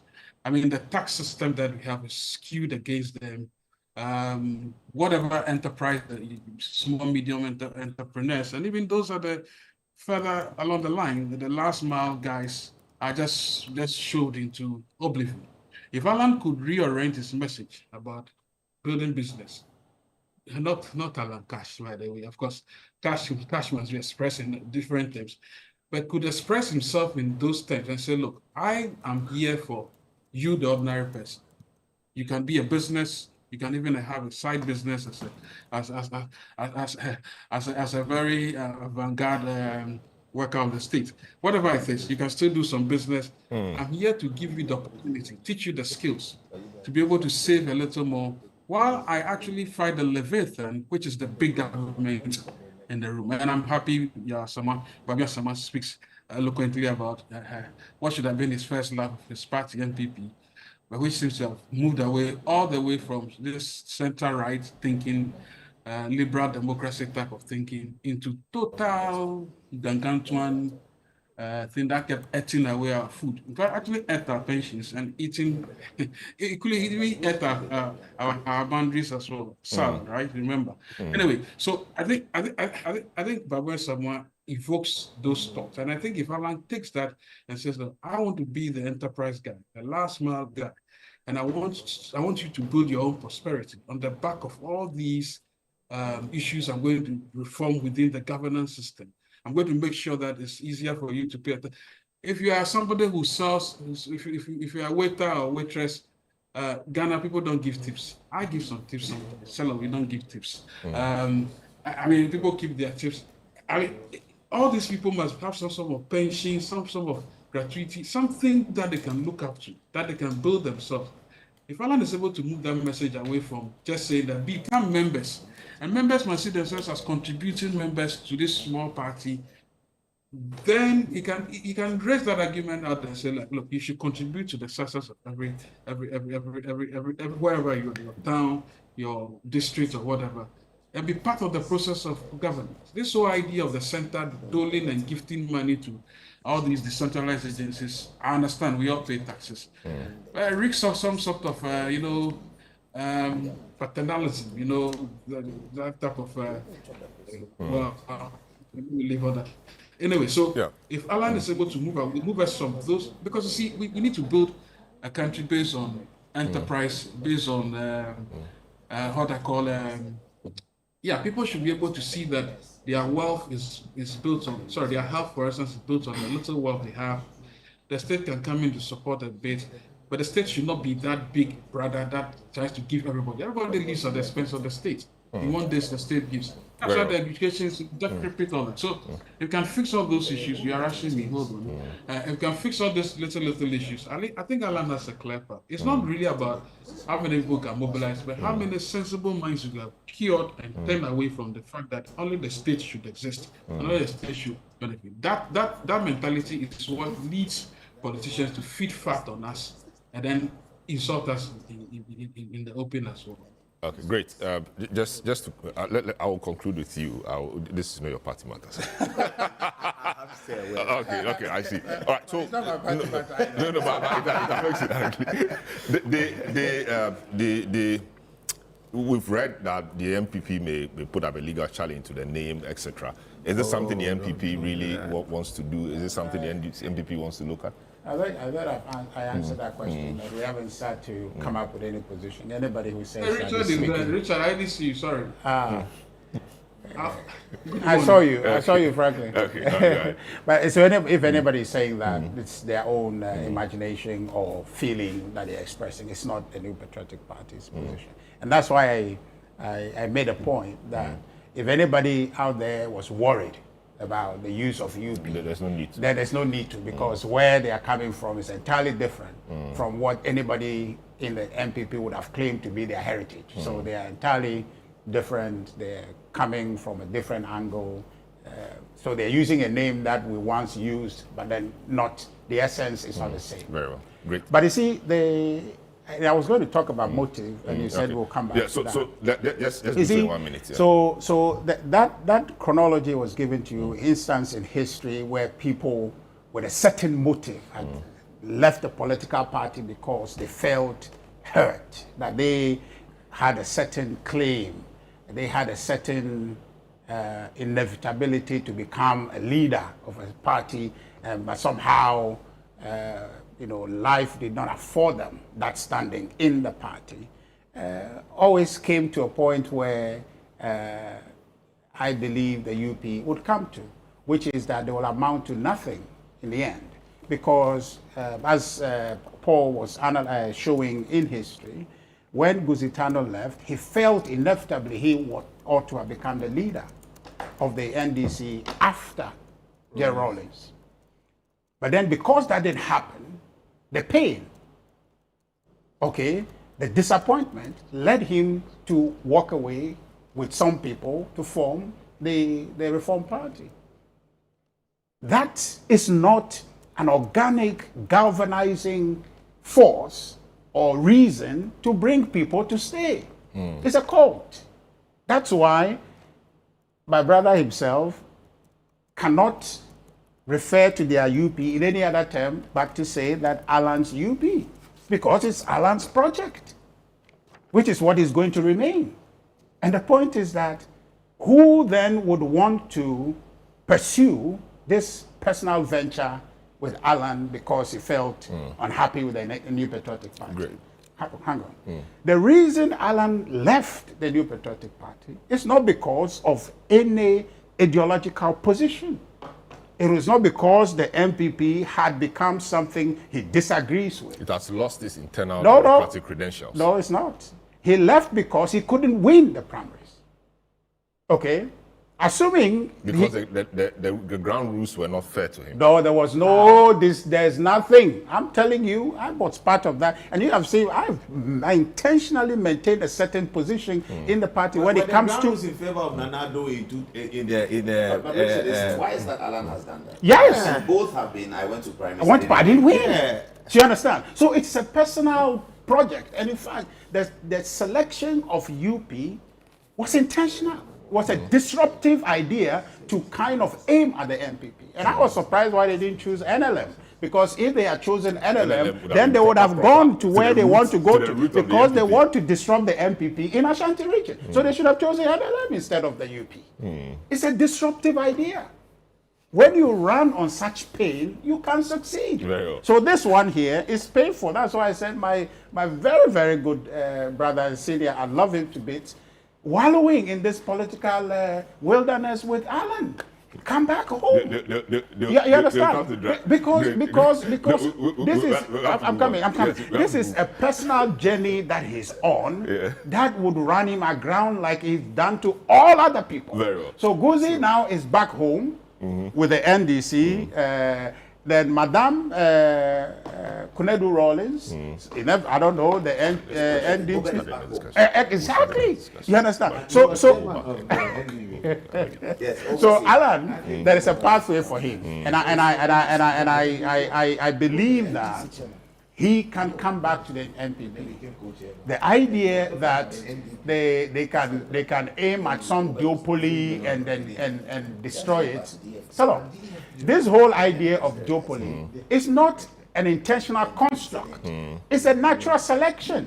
It is a choice of the people. Great. So it is not that somebody is sitting somewhere and holding some two parties together and say they are the ones you vote for. People always have a choice, and because of history, because of how our politics is organized, they are always selecting into these two options. Great. So the duopoly they are aiming for, that duopoly is not going to be broken because they have come. They are going to be long gone, and the duopoly will continue. Great. Prof, I'll give you 1 minute to wrap up here. So all I want to summarize in all of this is that the assumption, in fact, the perception that people have lost confidence in a supposed duopoly, which is where he left out from. Nobody deliberately created it. Exactly. And I just want it to be clear to everybody that the current government, the government of His Excellency John Dramani Mahama and all his appointees are conscious of the fact that at some point people were at the verge of losing confidence in the democratic experiment that we have as a nation. Based on that, we are mindful of all our actions, and we are mindful not to disappoint, so that this fragile democracy can grow. Great. And we welcome constructive criticisms to help us. Thank you. Great. So I'm really happy. Yeah, that's fine. So I think on that happy note, Senu's happy note, I think a short break. When we return, we will look at Galamsey and the gold board and all of that. Thanks so much, Yabobe Asamoah, and all of that. We'll be right back. Okay, so maybe the two of you. All right, welcome back. This is the big issue. When you have a panel guests, including Senyo and Paul and Richard and Prof, I mean, that's what happens. Welcome back. This is a big issue, 97.3 FM, ChannelOne television, etc. A number of things, happened this week. Of course, we'll talk about Galamsey briefly, but I will spare a few thoughts on the Chief Justice. She's back in court. She wants to trigger some processes that will halt the vetting of Bafo Boni, GSC, as the next Chief Justice of Ghana. Many have said that it's a waste of time, but she believes in the rule of law. She believes in the court system she oversaw and thinks that the court could do something about the processes because she's still in court. A few others have spoken. People like Ansar Sari, former director of legal education, the Ghana Law School, says she should move on. The matter is dead on arrival. Policy, I'll give Paul a few minutes, give my panelists some two minutes to share a few thoughts on this, and we'll move on to our next matter. Paul, were you surprised at the action of the CJ? She still appears to have some belief in the judicial system, that the judiciary or the judicial system could give her justice. She wants to halt the vetting of Bafo Boni so her matters could conclude, and then we see where it falls. People think it's a waste of time. What do you say? I think more than the pursuit of justice, she's also trying to remove the lid on the details of the reasons why she was removed. And she wants these incidents to be looked at by Ghanaians and fairly and squarely so that an average Ghanaian can determine whether these are the reasons why you can remove a Chief Justice. That really is one of the legs, appears to me to be one of the legs of this legal action, because in the legal action, she has the opportunity for the first time to detail out the conclusions of the committee and the government against her. And she summarizes it in three beautiful ways. And one of the reasons, three reasons for which she was removed, one of them is that she had an expenditure overdrive. The other one was that she had transferred an individual. And the other one was that she had participated in the nomination of new Supreme Court judges in the manner that the petitioner felt was improper, extra legal. Now, on the first one about expenditure, she makes the point in the legal action that this is an expensive, this is a public institution. Expenditures are audited by the Auditor General every year. When the Auditor General audits expenditures of these institutions and there are red flags or there are any adversary findings, such adversary findings are made public, including being made to that entity. So this is a judicial service. She traveled and she traveled with a family member, and then she was given some money, which is standard, determined by a committee how much is being given. She was given that money. She didn't spend that money. She brought the rest back. The petitioner says that she traveled with a relative instead of traveling with a bodyguard. That's really what the petition is saying, that instead of security, because her policy says that she must travel with security, and instead of that, she swapped it with something like that. Now, yes, there are people who process the travel, different kinds of people. And the Auditor General, in terms of the impress that was expended, the Auditor General had an occasion to look at it and ask questions, and the questions were answered. And when the Auditor General asked questions and they are answered and he's not satisfied, there are ways of dealing with the search act, etc., etc. So to the extent that the Auditor General, who is the final authority on these matters, had looked at it and had deemed it sufficiently wholesome, she's alleging to the court that the committee ought not to have even been able to look at it without bringing the Auditor General to the committee for a determination of the matter. And in terms of the trial, the Auditor General was not invited to look at this matter. This is the matter. But she could have subpoenaed the Auditor General to come. Well, that's where Ayuko comes in with the processes that obtain there. When you subpoena somebody, I don't know whether we're able to mention it. It was a very important somebody from the Office of the President was twice subpoenaed to the committee, and both occasions the chairman of the committee will not allow her to speak. She was subpoenaed by Tokonu's legal team. She says she's a senior staffer at the Office of the President. And so there were some matters that she said that it is within their domain. The Office of the President will know. She was subpoenaed twice and he will not be allowed to speak. So what this writ is trying to do is to show Ghanaians that here you have a Chief Justice. The Chief Justice has expended expenditure of public money. The system allows the Auditor General to look at it. The Auditor General has looked at it and they didn't find anything wrong with it. A committee then is petitioned and they take up a matter that the Auditor General has looked at and they didn't find anything wrong with it, and they do not even invite the Auditor General to the processes. That's why they were calling for a public viewing of the matter. If the public had viewed the trial like we do election petitions on television, we wouldn't be sitting here talking about somebody was subpoenaed and I can't mention his name. So that's one. The second one, nature is purely a constitutional. Fair enough. I don't want to go to the in-camera nature. There are creatives. The Georgiana Wood is the reason why we see court on television. The Supreme Court actually ruled against it. No law expressly bars. But fair enough. But the Supreme Court, in the same election petition, ruled against the application for live coverage. The Supreme Court ruled against it, and it was Georgiana Wood who, by a fiat, exercising her administrative authority as Chief Justice, allowed the thing. But it's constitutional. This constitutional. Over a constitution, This constitutional. express Okay, constitutional provision. And you see, Paul, the other point is that if you don't do in camera, there were people or there are other people who will Fair not enough. I don't want to be distracted with the in-camera. Forget about the in-camera. So the Auditor General's one is one. Two, the Chief Justice in her administrative capacity runs the judiciary. She's able to transfer and retransfer and readjust and reassign people in the judiciary. She's able to assign all kinds of people from the lowest to the highest. She's able to transfer Court of Appeal judges from Accra to Kumasi and to Koforidua. The Supreme Court sits only in Accra, and therefore you can't transfer Supreme Court judges. But if the Supreme Court were sitting in Kumasi and other places, she would have been able to transfer them. Yes, a petition that comes to the committee says that the Chief Justice has transferred somebody, and that becomes a subject matter at the committee that she has exercised her administrative authority. Now, under the 1992 Constitution... Who is this somebody? Somebody was working in the office. Yes. I'll come to that, why this issue of transfer even came up. Under the 1992 Constitution, the authorities like the President's Chief Justice and all of those people are given discretionary powers. Yes. And there are so many discretionary powers in the Constitution. So in Article 296 of the Constitution, discretionary authority granted under the Constitution is regulated. Yes.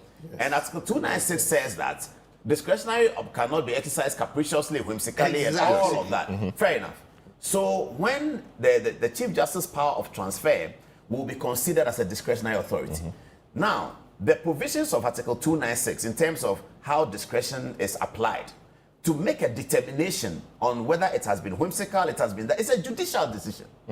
To make a determination that a discretion has been exercised contrary to the provisions of 296, it's not a quasi-judicial decision. It is a judicial finding that ought to achieve that. Forget about that. This particular transfer, even if you can assume that it's whimsical and therefore you can say that, oh, CJ saw the guy and said that, I don't like your face and transferred her, and then you can make a case out of it. This particular transfer is very unique.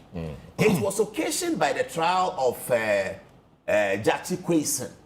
Now, during the trial of Jachi Kwesen, it was found by the judge and the registrar of the court that it's a whole section of the transfer, the data, the record, the whole section of the text, the report of the court had been deleted. And so immediately red flags were raised and meetings were called. The National Signals Bureau were asked to look at the computer system at the court and make a determination as to who could have been responsible for this. The National Signals Bureau made a finding and had names in the finding.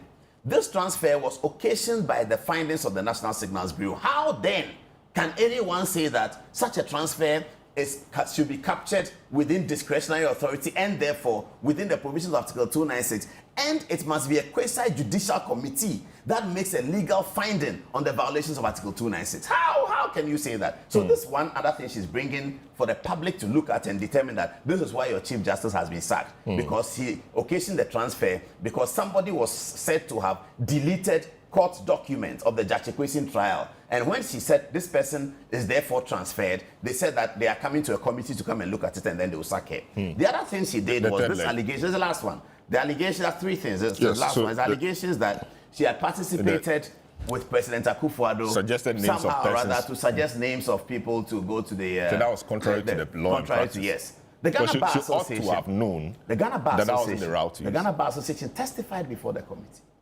and indicated how it happened and gave it a clean bill of health. The Ghana Bar Association testified because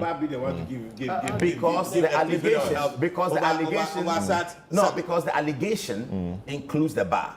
In the allegations that went before the committee, that's the reason. The allegations includes the bar. Now, the law says the judicial committee or judicial council shall nominate judges of the Court of Appeal, etc., etc. In the case of the Supreme Court judges, the President sends a list to Parliament.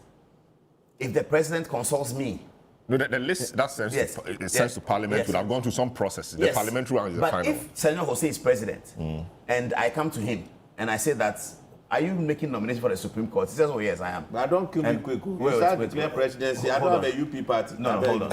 And then I said that, Selom has done 30 years at the bar. You remember Selom from City FM? He says, oh yeah, I do. He said, so he's done 30 years at the bar. He's at the Court of Appeal. I think you should consider him. And then Senator Jose picks that and somebody hears the conversation. and says that This was written. This was written. This was written. It was detailed. It was It was written. an argument, you know, for She put to herself administrative powers and actually showed clear signs of influence, the point really is that is not the encouraged Chief Justice under knows the what to do. Constitution. She could have used the Her conduct proper was so route. improper. Yes. Should have gone to the Accruing judicial. She could to have. herself powers Yes. that she doesn't have. No, so I'm And not try that you didn't to talk accrue about the yourself expenditure. influence. You didn't talk The about expenditure, the I'll deal with it. expenditure. I'll deal with You didn't talk about it. the transfer. And then I will And discuss. you didn't talk about the transfer. Yes. So I'm saying that the Chief Justice wants Ghanaians to know that by this application to the court, now it's public, that these are the reasons why a Chief Justice has been removed. One, because she traveled and the Auditor General doesn't see anything wrong with it, and they say there's something wrong with it. Two, because You don't she think occasioned the the court may raise transfer. jurisdictional issues in terms of the fact that this is an Article 164 matter to be held in camera, and now you want to bring everything done in camera to the public court? You don't think the court will decline jurisdiction? She's filing an action at the High Court, actually. She's Yes. not asking for an interpretation.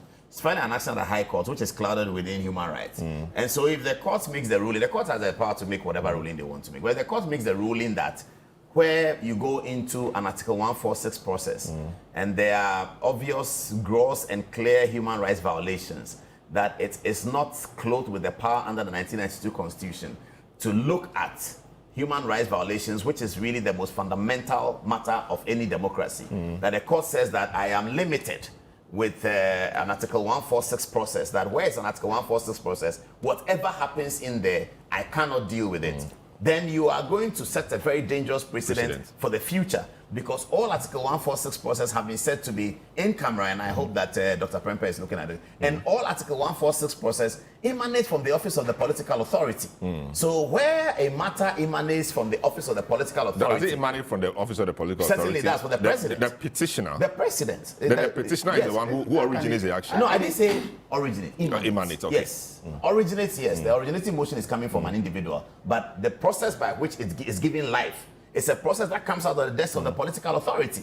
So where processes are coming out of the desk of the political authority, and a person who is a subject of such a trial process comes out to say that my human rights were grossly violated during the process of the trial, and the High Court says that I cannot look at it because of Article 146, fair enough.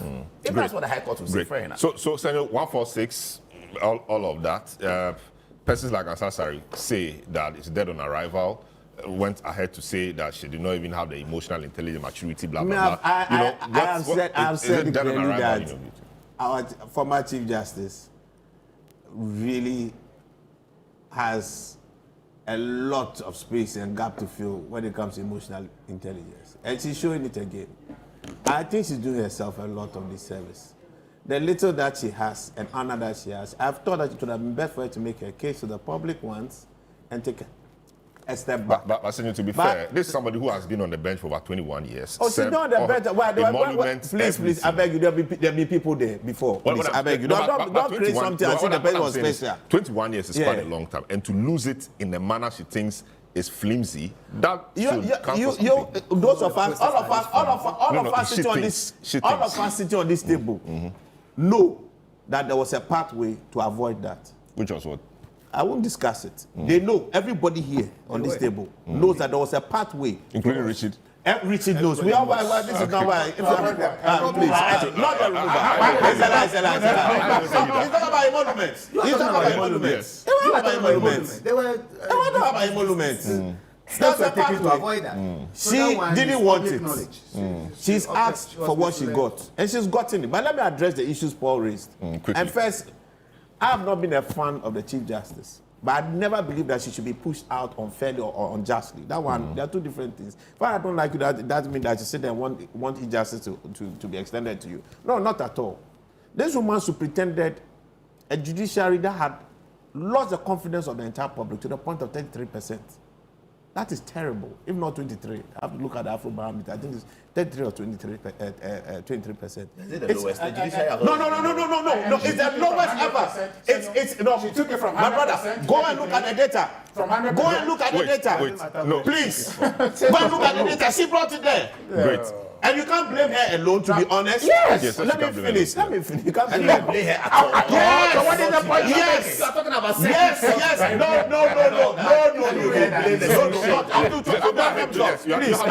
It's a second court. I told you. It's a criminal justice system. No. Please let me speak. Let me speak. What she did when she threw governance and democracy and judicial proprietary to the dogs under that Afenyo Markin versus Speaker case, that is what broke the camel's back. You are sitting there. I beg, let me finish. I didn't get I beg you. He's a lawyer. Because she expedited it, but she caused the process to be expedited. Look at what she did when she was. Is it the vacancy? Yes. Yeah. That is what broke the camel's back. You see, the woman didn't realize that she was so emotionally unintelligent in that matter. Oh, please, allow me to talk. You have your time. I'll spend my time. I can deal with you. It's a simple thing. Nobody here, if I want to deal with you, I can't deal with you. Okay. I beg you. You're a birthday boy, so I've written my piece on it. Yes. And I said very clearly, she missed it. Because what she did, she could have avoided everyone. Everybody was always suspicious of you. Everybody was already doubtful of you. Everybody thought you were too politically active on the bench. Everybody said that. And now the people walk to you and you just run. Like you see a madman takes your towel and you actually run the kid to go and chase him. And that's what happened. You know the law. You see what happened. What did she do with the injunction? Did she give it beyond the 10-day stay that was typically requested and is typically done conventional? Nobody's done that. She rewrote the law. Please. I'm saying that what she did, that particular thing, when the people asked for the 10, so you forgot it. You were talking, so now you address your matter. Let me address his matter. No, what is she One. She's talking about the injunction. Yeah, one. The injunction. You talk about the appointment. Go and look at Article 144. Appointment of the judges. Supreme Court. And her influence in that process. I thought you were coming to explain this. This case that you said she did something. The one you are talking about, the vacant seats, the injunction. I've written my piece. You can go and read. Okay. Yeah, I've written my piece. I'm saying that the woman has acted emotionally unintelligent, and she gave herself out on that particular case because there's been always suspicion, and this one you run to it. Anybody who follow the case knows it. So, Senor, are you saying that somebody being political, so because of that, the reasons for her removal? No, it's not the reason for. I'm saying that we're talking about emotional intelligence, and I'm just telling you, when you know people are suspicious of you, you should remember NDC has appointed only one CJ, and they've inherited CJs, and they have lived with them peacefully. Georgina Wood, case in point. Beautifully. There will always be efforts, but you realize that the brother governance, structure did not carry with that. No, everybody else. The NDC appointed only one. Only one CJ. Who? Abba, that's all. We've had Acha was inherited by the democracy. PNDC. Yes. It is only George, only Abba. No, NDC and PNDC. Listen, only Abba. So I'm just telling you that. It's only one. NDC has a culture. That is not even please, let me finish. Please. NDC has a culture of inheriting CJs and working with them, even if people within their systems are not happy about it. So why was this different? And I go back to what you said, Ansari said, her emotional intelligence. So now let me deal with a culture of inheriting CJs in Georgina Wood. No, every one of them. Go and look at the data. Look at the data. Everyone is 2008. In 2016. Georgina Wood was still there. In 2016, it's only Georgina Wood. What are you talking about? In 2025, they inherited. That's the second time they've done an inheritance. And the first one, Georgina Wood, they tried to remove her. Nobody remove her. I can kill a cat. Have you forgotten? What is consequences that she was not removed? I won't allow him. I went at the press conference. At the Mills press conference, it was my question. I asked Mills the press conference question about Georgina Wood. And Mills said that, does he look like a cat killer? I thought it was. And Kwabena J is the one who started it. Who was the leader of the party? No, Who was the leader of the Mills, party? Professor Mills. And what did he say? He says he's not interested in removing Chief Justice. So what do you think is the that's position of what the I party? That justifies what we That's said. the point I'm making. Yeah, they said that the leadership Yeah, of but in here, There was But, I yes, said but, there will but, always be pressure. but Pressure was the same. next one, but there was tolerance. You let him finish. No, I'm not making my point. The only thing go ahead, let him finish. We'll come back. one thing that's The next one is talk on. Paul, So what? so you need to listen to each other. Yeah, so let's go. Let him run. Two chief justices. Yes. One Wood Wood and and Tokonu. Tokonu, that's it. Yeah, Finish. sorry, one Tokonu And then Wood. Finish. The word Again, you are wrong. No. You are suggesting that when you're assuming that Inheriting. when you are running a government, that is when you are inheriting somebody. No, but that's when you have the power. Oh, please. No, we are. When you have the power, so if you are talking about that, you are right about when it. you No, but that's what you said, Answer. inherit. Please, every single CJ that has been appointed, somebody should tell me, apart from Redu, that we had an effort and it didn't have any political undertone for his removal. Have you seen the NDC try to remove anybody by a petition on its own? Whether it was running. There are only two opportunities. Judge Nawood and Tokonu. I'm saying, have you seen the NDC machinery? The fact that people In have Judge said, Nawood, yes, I no, saw it. the NDC machinery that Alaafin Mature was running it.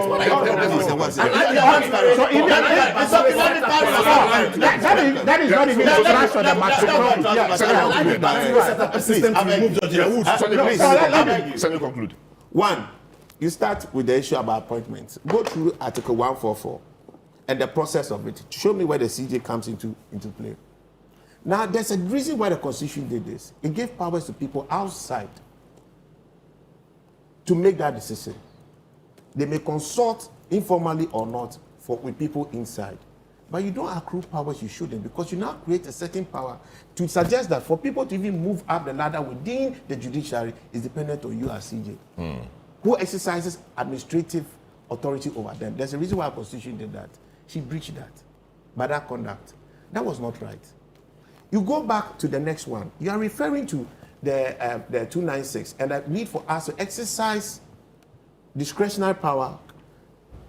And you see what the Constitution talks about it, that we can't do that capriciously. All right, you just can't do that at your frivolously. You can't do that. Agreed. And you are trying to assume that it is for the Constitution and the judiciary to determine how a court who defines that. That's your view. Oh no, it's a judicial process. The judicial process. Should come to that conclusion. Oh, don't worry about whether it's quasi or not. Ultimately, the same Constitution is the one that sets this quasi judicial process to listen to and make determination about impropriety, which again is an act of discretionary assessment by anybody. So what do you think we are saying? You are trying to suggest that the entire Constitution missed the boat by trying to suggest that there should be a quasi-judicial process that should make this determination. You think that the Constitution did not really envisage that it would really need legal minds and all non-legal minds to be able to legitimately make that decision or assertion. Let's not be unfair to that committee. Very well. I may not agree with them. You may not agree with them. But let's not bring that process into question. That process was well walked through. On the issue about the spending, you look at the whole thing. It's true. There was a lot of frivolous comments around the petitions that came. But at the heart of it was this particular one on the expenditure. You have a policy to travel with your family, and the state will have to pay for it. There's no problem with that. And the policy states very clearly for official duties. And you do so for a vacation. All of us sitting here, is a vacation an official duty? Why did the vacation not go to Kumasi? Why did the vacation not go to Ho? Could have. It could have. But so you ask the question, you are taking your vacation. The state is sponsoring your vacation. It has a policy to fund other people with you of your own choice if it is official. Is your vacation an official trip? If John Mahama had done this, what would we have said? And that was for me. Let me finish. Let me finish. No, The vacation is allowed, but he should have gone with the security. No. The problem for security, she's entitled to that any day, irrespective of official or non. No. I beg you. She's entitled to go with security any day. It's up to them. That's not. We are protecting the CJ, her office, and that's why the security is there. We are talking about going with the family member. Yeah. She's entitled to fly with a significant other of her choice on official duties only. This problem only accrues because she did so in this particular instance on a vacation, which is not an official duty. Very well. Let's be fair to that particular matter. When I have to assess things, whether I like you or not, you study the principle of epoche in philosophy. You have to take yourself out of it and look at it objectively and ask yourself, if I had no interest and it was the other way around, how would I assess it? There's no way we would have been sitting here quiet. You will be sitting here quiet to entertain the idea of John Mama flying with his children when he's not entitled to do so on a vacation. Nobody will do so. When he goes on an official trip with Mama Lodina, nobody has a problem with that. But if she's not entitled to go on a vacation funded by the state and he does that, we will all eat him up. Very well. So let's be fair to that particular matter. Having said that, this her move, I don't think again is emotionally intelligent. She has to tell a story. And look, her story must be told. I agree with her. She believes in it. She must have it told. I'm happy that we have legal structures. We have good democratic credentials to allow her to do what she's doing. But if I were to advise her, save face for the family and let's move on. It will go nowhere. But make your case and let the public hear and create the confusion about your victimization in the public and walk away with some honor and dignity. What she continues to do. She wants a story told so that someday, it's right, but that's what she knows is court. Yes, as we're saying. That's you and I are civil society. That's not exactly true. It's not to the media. You bring your matter back. When you have been discussing, the very Sudanese should have forgotten and you become you and something who will enjoy you. No, but this is my brother, but I plan to give him some because he gave me. But you see, some judge and 80. so is it Galamsey. My position on this Chief Justice matter is clear. But it's just sad that people are arrogating to themselves some emotional smartness as though that they are the owners and like they are the authority or the emotional intelligence. The former, what was it at the law school? The former director. I was flabbergasted when I was reading it. I'm like, how can you? But it's always had that view, though. But it is improper. Senyo has had that view. No. Senyo is just echoing what he has said. But Senyo said that a few times. Senyo is hold on. I think it's inappropriate for him to be talking like that. That a woman that she lacks emotional intelligence. He's a trained lawyer, isn't it? He's a senior lawyer. I mean, absolutely. Done a lot of And is it talking law? Is he so? Wait. He said that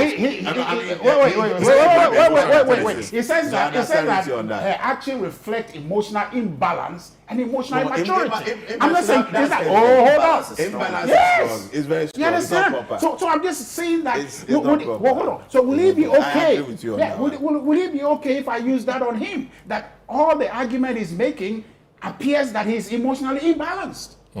He's emotionally immature. You understand? It is there in black and white. Maybe it was live. It was a live. You understand? So I'm just saying that emotional balance, I think, is over the top. Yes. Whatever is happening with the Chief of Staff matter, the Chief Justice matter, history would put in perspective, and I agree with her 101% for these steps that is taken. The NDC is not comfortable with it because the matter is not gone. And I want her to continue because they are. Look at what in the smoke. When they cancel I hate this matter because it comes to take away my Galamsey problems. No. So they have to. Please. So the point I am making is that hold on. See, the point I'm making is that if you go through the three issues that were brought in those petitions, the idea that she had taking her family on a vacation and they were paid, and so therefore they ought not to have been given any per diems, and so therefore that is against her office, and for that reason is an improper behavior and misconduct, for which reason she ought to be removed, has no basis. Look, President Mahama himself was saying recently that something ought to be done about this perennial issue of budget misappropriation and the use of monies at the government agencies, and therefore public account committee will have to sit and go through. People are said they don't pay, and we go through this rigmarole all the time. That we need to find a way to end it. It's the same thing. But you know, the Auditor General looked at that conduct and said that that was not anything worthy of comment, and so that issue was the Auditor General addressed. said that. But she wasn't cited for But, any see, misconduct by the problem- Auditor General when he problem looked with at that it. is The that- other thing, hold on, you don't have time. The other thing to do with transfer is a matter within her domain to do. Look, are we to say that President Mahama should be impeached? And then I want to hear Senyo on that when we talk about the Galamsey matter. President Mahama should be impeached because his acceptance to us in his press conference to say that yes, it's our land that is being destroyed, therefore Galamsey gold, when it's found, should be bought, which is an illegal enterprise. He, the president who is supposed to enforce and ensure that our constitution works, something that is against our laws, he is engaging in that enterprise. But I'm saying that, are we to say that President Mahama should be impeached what is because wrong- of that? what is wrong What is is wrong wrong. is wrong. Yes. You understand? So But I it's also don't think the they should point. compare. There's Yes. no No, progress around that yet. No, I'm saying I'll that discuss as it. it's a definite illegality, because Galamsey, I No, don't but think we they are think moving it's to legal. Galamsey. No, I'm not moving. Let's I'm just continue. comparing. I'm just comparing the I want to conduct. have my No, rights on please, this. you have. I mean, it's not as if we're Yeah. moving on. Yeah. So we are comparing conduct. You understand? But the Auditor General did not see anything wrong with that. For which reason they don't want him to come and testify. And then you are saying that she gave her No, opinion. they didn't subpoena her. So she was not. The Auditor General was not caught, as far as we know. No, but as far as what's No, but one of the lawyers. But they could have subpoenaed. They didn't subpoena. What I'm saying that the process is I suppose too late. they don't allow them to come. Give it a try. Are you So saying you can say no, you have- if you Give want. it a try, so that we In can fact, hold on. The point is that Say they don't allow them to Senyo, hold on. Sorry. If you take your phone and call Senyo. lawyer Ayekwe Otu, he will give you perspective on what transpired at that committee. But others also which have is other why. perspections. No, well, I agree. But he was in the room. So And his in the room, perspective. yeah. Yes, In no the room problem, as well. no problem. But you see, you cannot have two different opinions about the same thing in the room. No, you can't. No, I'm saying that. No, he had an interest. No, I'm He saying was that. representing a I'm just saying to you, Yeah. no problem. So therefore, then you pick to choose which side you Yeah, want. so to if you're So then it's okay objective, that I would choose No, you Ayekwe have to Otu. be objective. You have to look at it objectively. But I'm just saying that. Or you've heard one side of the story. can Yeah. talk about I'm the just side saying. of the I'm just saying to you that the idea, whatever side you want to belong on, it is not significant to say that because she had given her opinion in selecting one person or the other. The president talks to so many other people to come to a certain decision. The idea is that individual worthy to be there? Are they in pole position to be nominated to the Supreme Court? Is that the case? If that is the case, what is the matter? On which basis you want to remove somebody? So for me, from the start, the CJ's removal, I said that it's a political venture of the NDC. They tried it with Madame Georgina Wood. They didn't succeed, but this time they were definite. They were not going to be stopped. They botched all the processes. They only used the Article 146 as an instrument to execute their political agenda. Just one quick You understand? So the point. Let me confirm something. Look, You have to move on. We have to move on. Don't worry, 1 second. So because it's your birthday, I'll allow you. The decision to take Tokonu out, let's be honest, was a political decision taken even before the process started. It's the same thing we did to Charlotte Osei, where the political decision was taken, and now people went back. See, now I'm giving you the opportunity, but you are messing it up. The truth is that. I'm saying that too. So they took a decision to remove it. Before they went to I guess.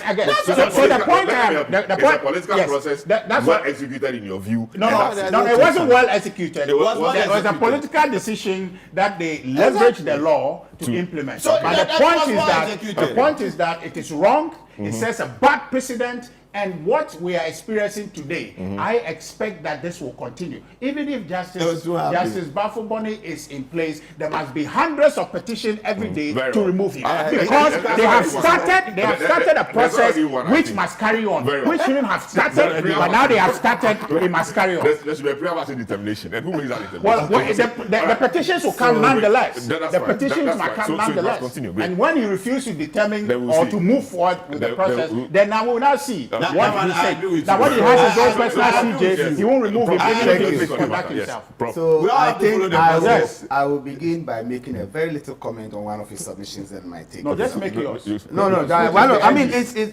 relation to the substance of the matter. You are going to defend NDC because he stated the facts, and one of them is this appointment. And then you are saying that are the persons qualified to be there? Are you saying process doesn't matter? Because the fact that someone is qualified to be a Supreme Court judge or Justice of the Appeal Court doesn't mean that if the person is nominated through a wrong route, it's acceptable. The work of this committee was to find out was process followed, and if there was a violation of the process, that's a misconduct. That's a misconduct. So this we should look at, not whether it's justified at the end. No. The other issue that I want to also state is that, look, if we want to really look at the Constitution, this is an opportunity for all of us to look at the Constitution.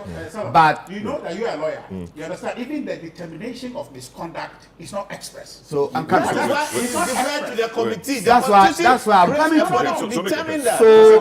So we are saying that if we have an opportunity to review, we have an opportunity to review our Constitution. If we want to look at stated misbehavior and what constitutes that, and want to define it more expressly, we have an opportunity to do that in a constitutional review. As it stands today, my understanding of it is that it is not a quantitative measure to tell us that this stated misbehavior is a very huge stated misbehavior, or this one is a small stated misbehavior. Stated misbehavior is stated misbehavior. I'm coming. So that's why we're saying that there was a problem. So that's why I'm saying that there is a need for an express definition of that. Good. Judicial process. Exactly. So let me.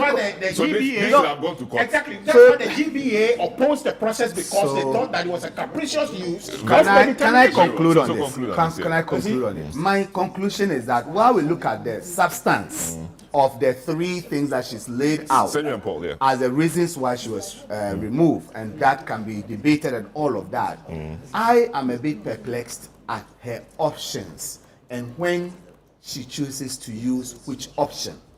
Okay, she has used the media at times to do press conference to tell her story. She has used the judicial route to tell her story. If today we are all saying that she needed to be heard, and she wants an avenue to express what has happened, is the best option the courts. She has held press conferences before, and I ask myself, does this current suit really point to the fact that she believes in the judicial system? She's always used the judiciary. No, she's always used the media too. She's used the media too. The media is She used the media. No. The media is to let out the information, but she's always gone to the But the media the media doesn't get you anything. So my point is my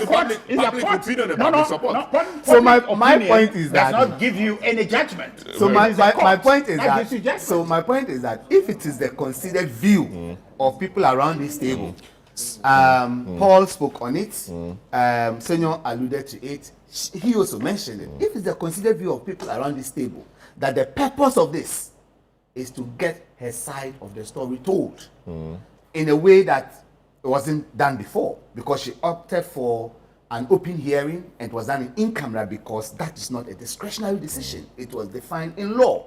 If she's looking for an avenue for things to be heard, why not a press conference? Why not? She's not looking to tell her story. She's looking for justice. So my views of a process that she wants to correct. It's okay. Your line is off. Yeah. So to conclude,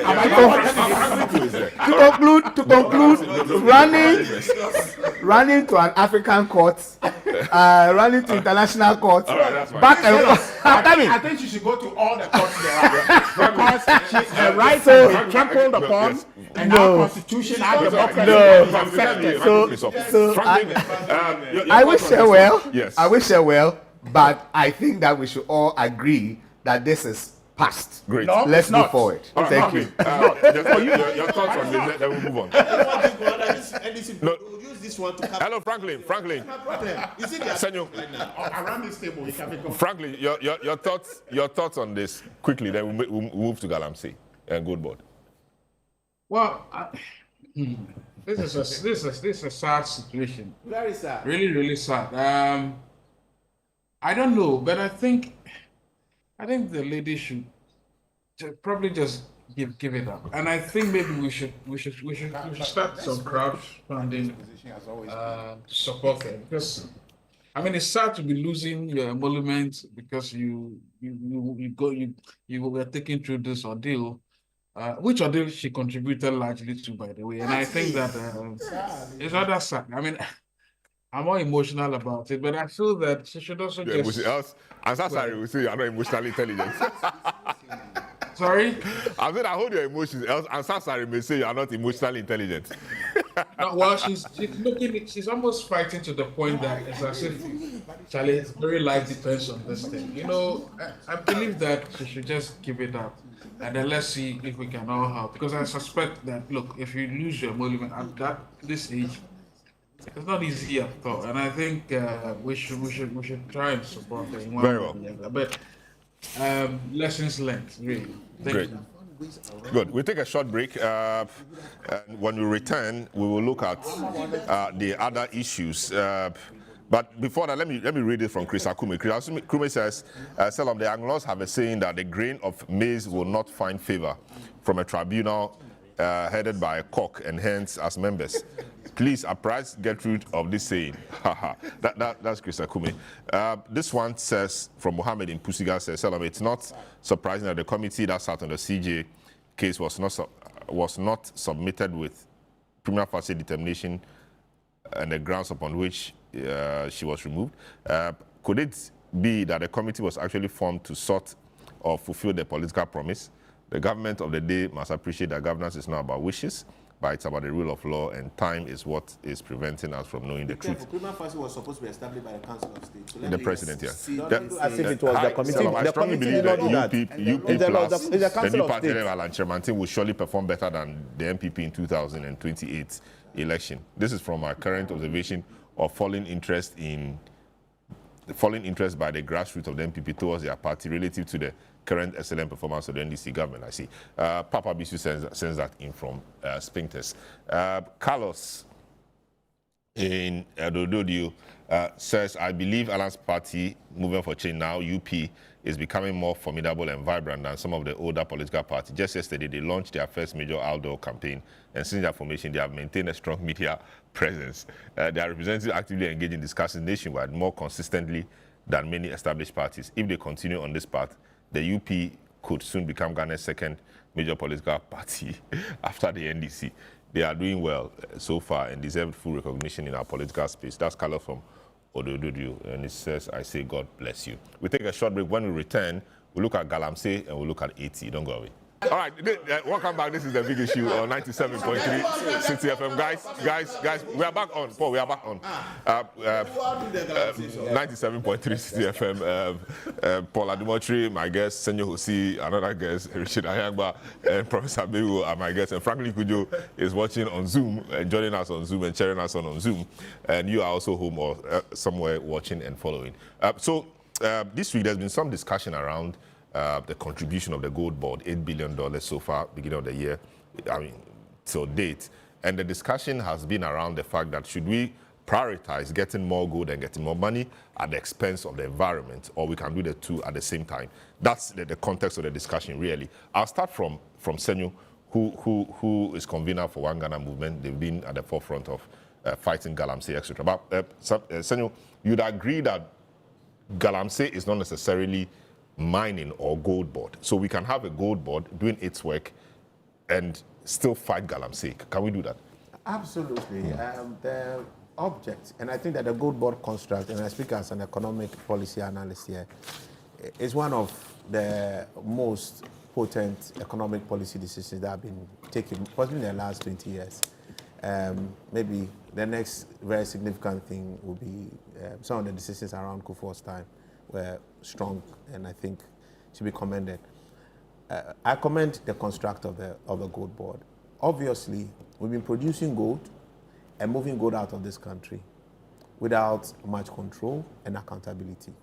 So you realize a huge delta between the gold values that are reported in other countries coming from Ghana versus what we ourselves say we sent. So where did the rest pass? It means it was smuggled. So we've not really benefited from the gold production that we've had in its entirety. I remember during my days looking at solutions to cure effects and its consequential impact on the petroleum prices. We had to start looking into these things. And we flagged it, that was during one press time, together with other treasurers of the bank, about these leakages. So centralizing the procurement and accounting of our gold, I think, is a masterstroke, which should be commended. There's no problem with that. Now on the 8 billion, let's just be careful and maybe need a bit more guidance. And I have to spend time looking at the Gold Board Act. But what I know practically happens is that Gold Board is effectively a buying agent for the core principal today, which is now become Bank of Ghana. So the 8 billion is not revenue necessarily accruing to Gold Board, but I think maybe they have to look at how that is handled and make sure it really reflects the Gold Board Act itself. So either way, there's some 8 billion that is coming to this country, whether it's sitting on Gold Board's books or it comes to the Bank of Ghana's books. Either way, it's come to the market. And again, it's also not necessarily profit. We should also get that clear because people talk about it and people think that it's some free money that has come from the sky and then we should just go and spend that 8 billion. Let's use the Gold Board money to do this. I hear that come and I laugh. Please, the gold is bought and paid for. If there's any margin to be made, it will only be the difference between the buy and the sell. And as we know, it is very small. Is gross. 8 billion is gross. It's a gross. What's the net? It's a gross revenue. And we have to wait for Gold Board to publish his books. Then you see whether they are making profits or not. So Gold Board's real income can only be the spread or the services that it renders, like assaying and all that. So let's just be careful. There's no special big money sitting with somewhere that just 8 billion is generated in foreign exchange. Yeah, so it becomes something that sits now on our forex side. We already were always getting gold, from artisanal mining and small-scale mining, and contributing to our FX. This is about the biggest we have ever seen in this country's lifetime from that particular subsector. And the reason is simple. For the first time, government has centralized the acquisition and the trading of that set of gold and minimize the room for smuggling. So I commend Sami Jemfi and his team for the work they've done. Now, relative to the environment, there are two different conversations. You know my voice on Galamsey. Let's not mix the two. Yeah. The gold, whatever how you process it, belongs to this state. Until the time that you can get to a point where you can properly define it, and that's why the track and trace conversation is important. All right?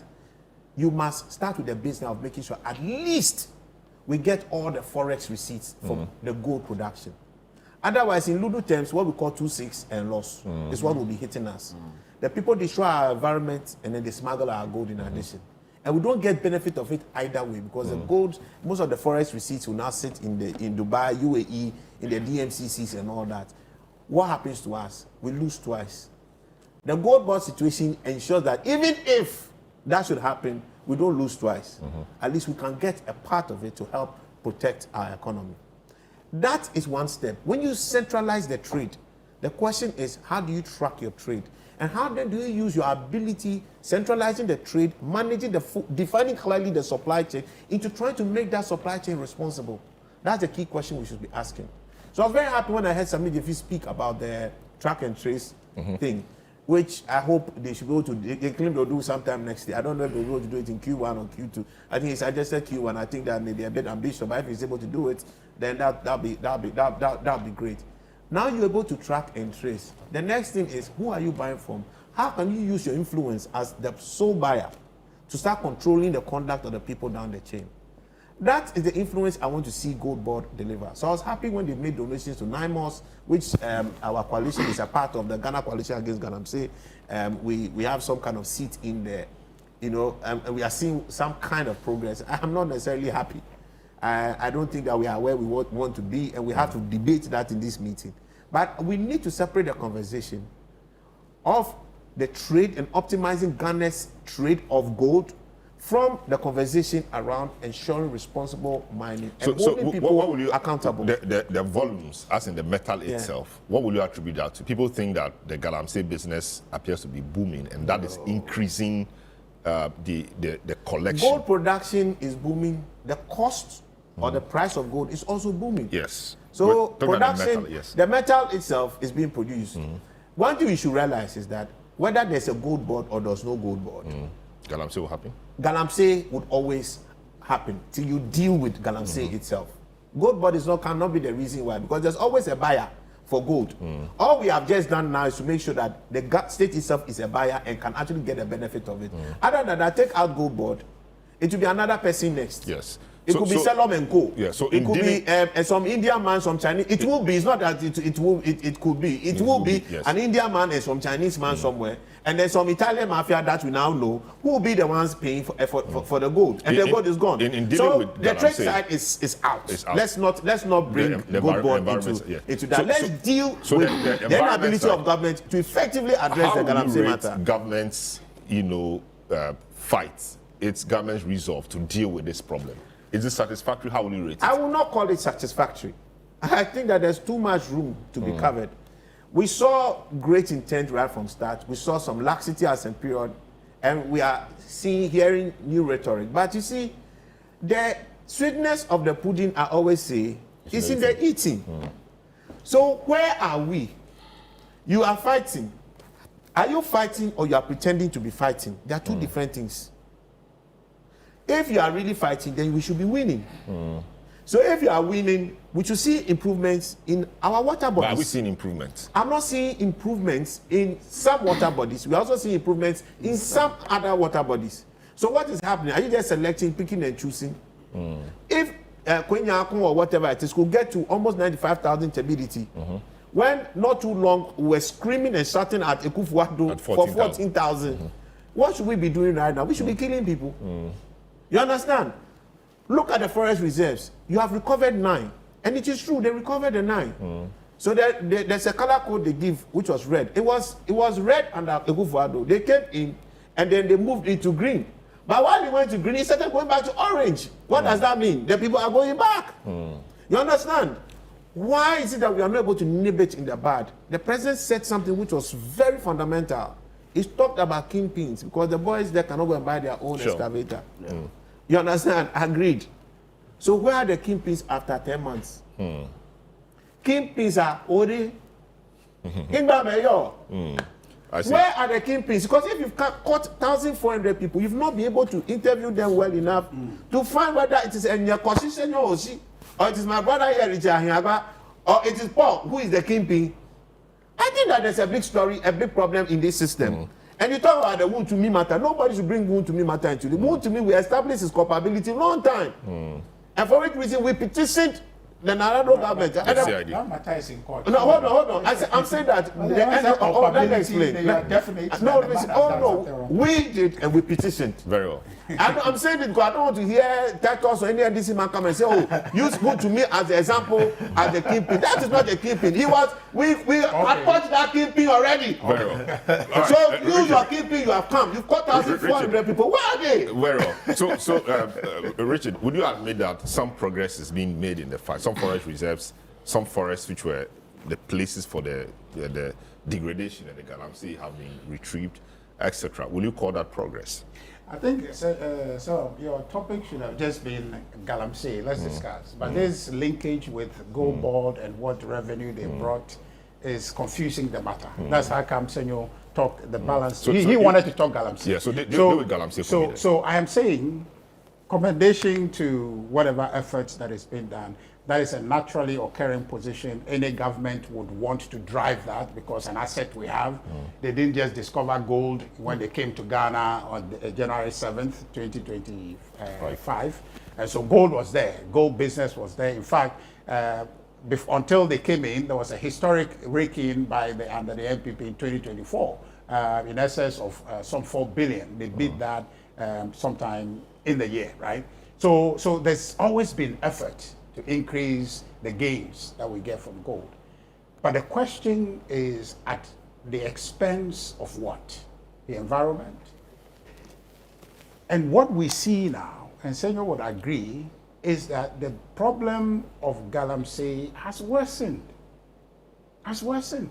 Really? Has worsened. It has. It has worsened. Senior, it's worsened. The incentive is higher, and the You political understand? action required, we are not fully seeing. Exactly. So We are seeing some action, but what is required to really break this thing down? No, and it's getting exponential.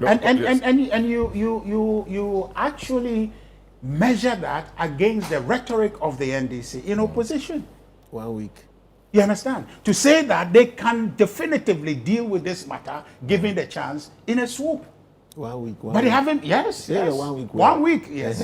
But even, there were instances where they thought that it could be done even in a snap.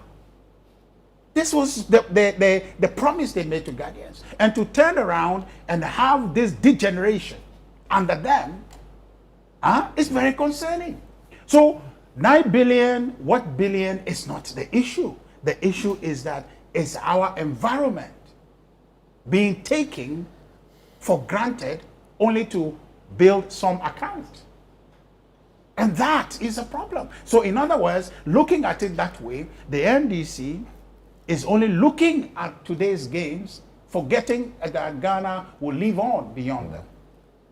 Ghana will live on beyond them. So the problem right now should not be seen in terms of politics, but it should be looked at in terms of the issue of Galamsey I'm talking about. It should be looked at in terms of right and wrong. Great. Yes. What the government is engaged in, standing by, looking on whilst our environment is devastated in this manner.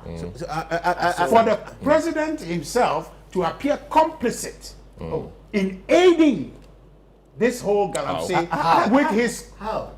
You listen. To appear, I haven't finished, you say how. To appear complicit, okay, in aiding Galamsey by saying that, after all, it's our land that is being destroyed. If I am a Galamseyer, that is an encouragement.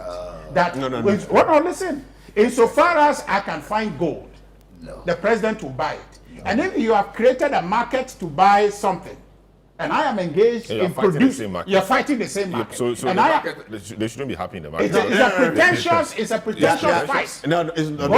a pretentious fight. Hold on, Syria. You are going to speak last. It's a pretentious fight that they are mounting. No wonder why you see the degeneration, because it's on one hand standing at the top of the stream, steering it and creating debris in the water, and come downstream and say, who is creating the mess that is resulting in the debris? Meanwhile, he's the one over there buying the gold and sitting here saying he's fighting Galamsey. So the problem should be the fight against Galamsey under His Excellency John Dramani Mahama is worsened. Okay, the work that my brother Sami is doing there at Gold Board, let's separate that from that. Exactly. Somehow it is benefiting from the gold, right? But he's doing his work over there. But let's talk about how there's more we have to do in respect let's of talk that. about it, that the president has given up on the fight on Galamsey because he thinks that the country should benefit from illegal gold. That is a problem. It's a bad incentive, and we should discourage it. Very well. I think I would want to start right from where he left off and want to state emphatically that the president has not given up on the fight against Galamsey. You don't see a president who has given up on a fight.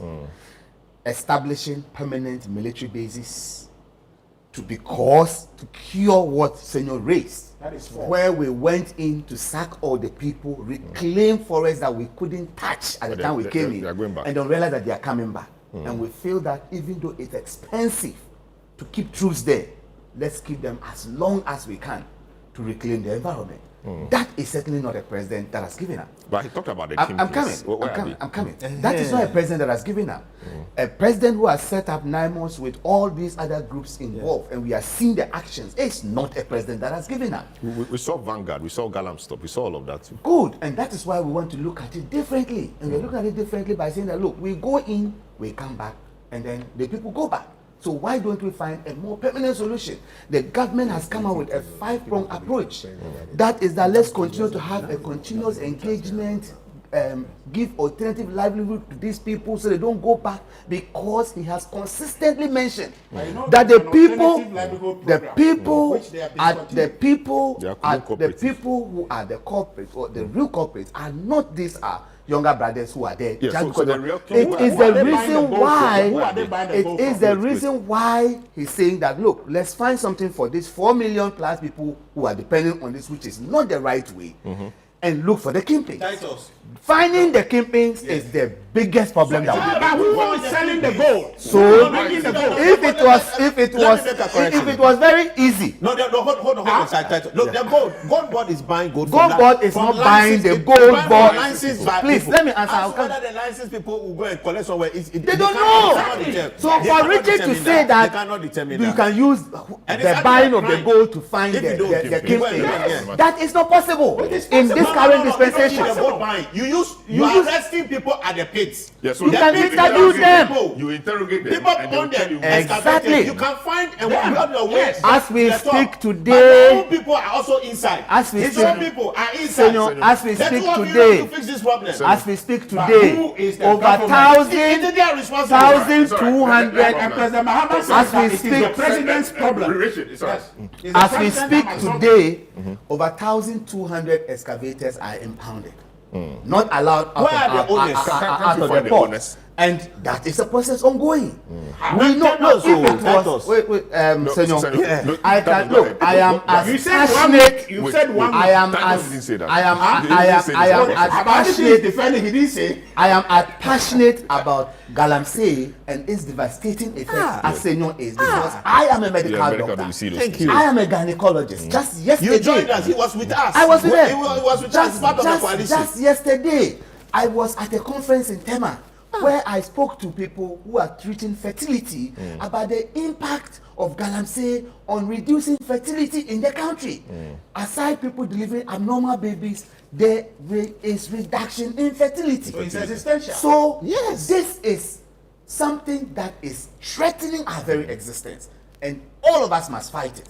What we should what we should not entertain is this blame game, do this, do that. I'm coming. Let me finish, Richard. Yeah. To brand His Excellency that with all this effort, he has given up on the fight of Galamsey. It is completely not acceptable. No, please. He needs 10 billion.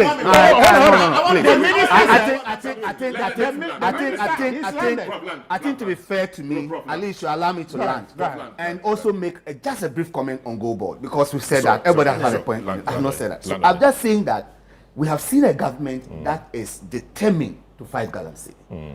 It is not an easy task. Finding these kingpins, we'll all have to work together to find them. We are picking up intelligence. We are impounding. Let's celebrate the little successes we have while we work towards the big one, because we all know this is an essential threat. So now, Go Board. I think that, as previously stated, we should not have linked these two. The good that Go Board has done needs to be celebrated, and I am sad that people would deliberately decide to have what we will call selective amnesia, forget where we've come from, forget all the good that Go Board has done. Look, we had a situation where in this country, a report from 2022. Nobody is accusing Go Board. A report states that there was a disparity in our gold export. Yes. Let me just read it to you, right? From Reuters, it says that a report published on the 11th of June 2025, a trade gap of 229 metric tons of gold worth 11.4 billion US dollars. Between, and this is a gap which is representing smuggled gold.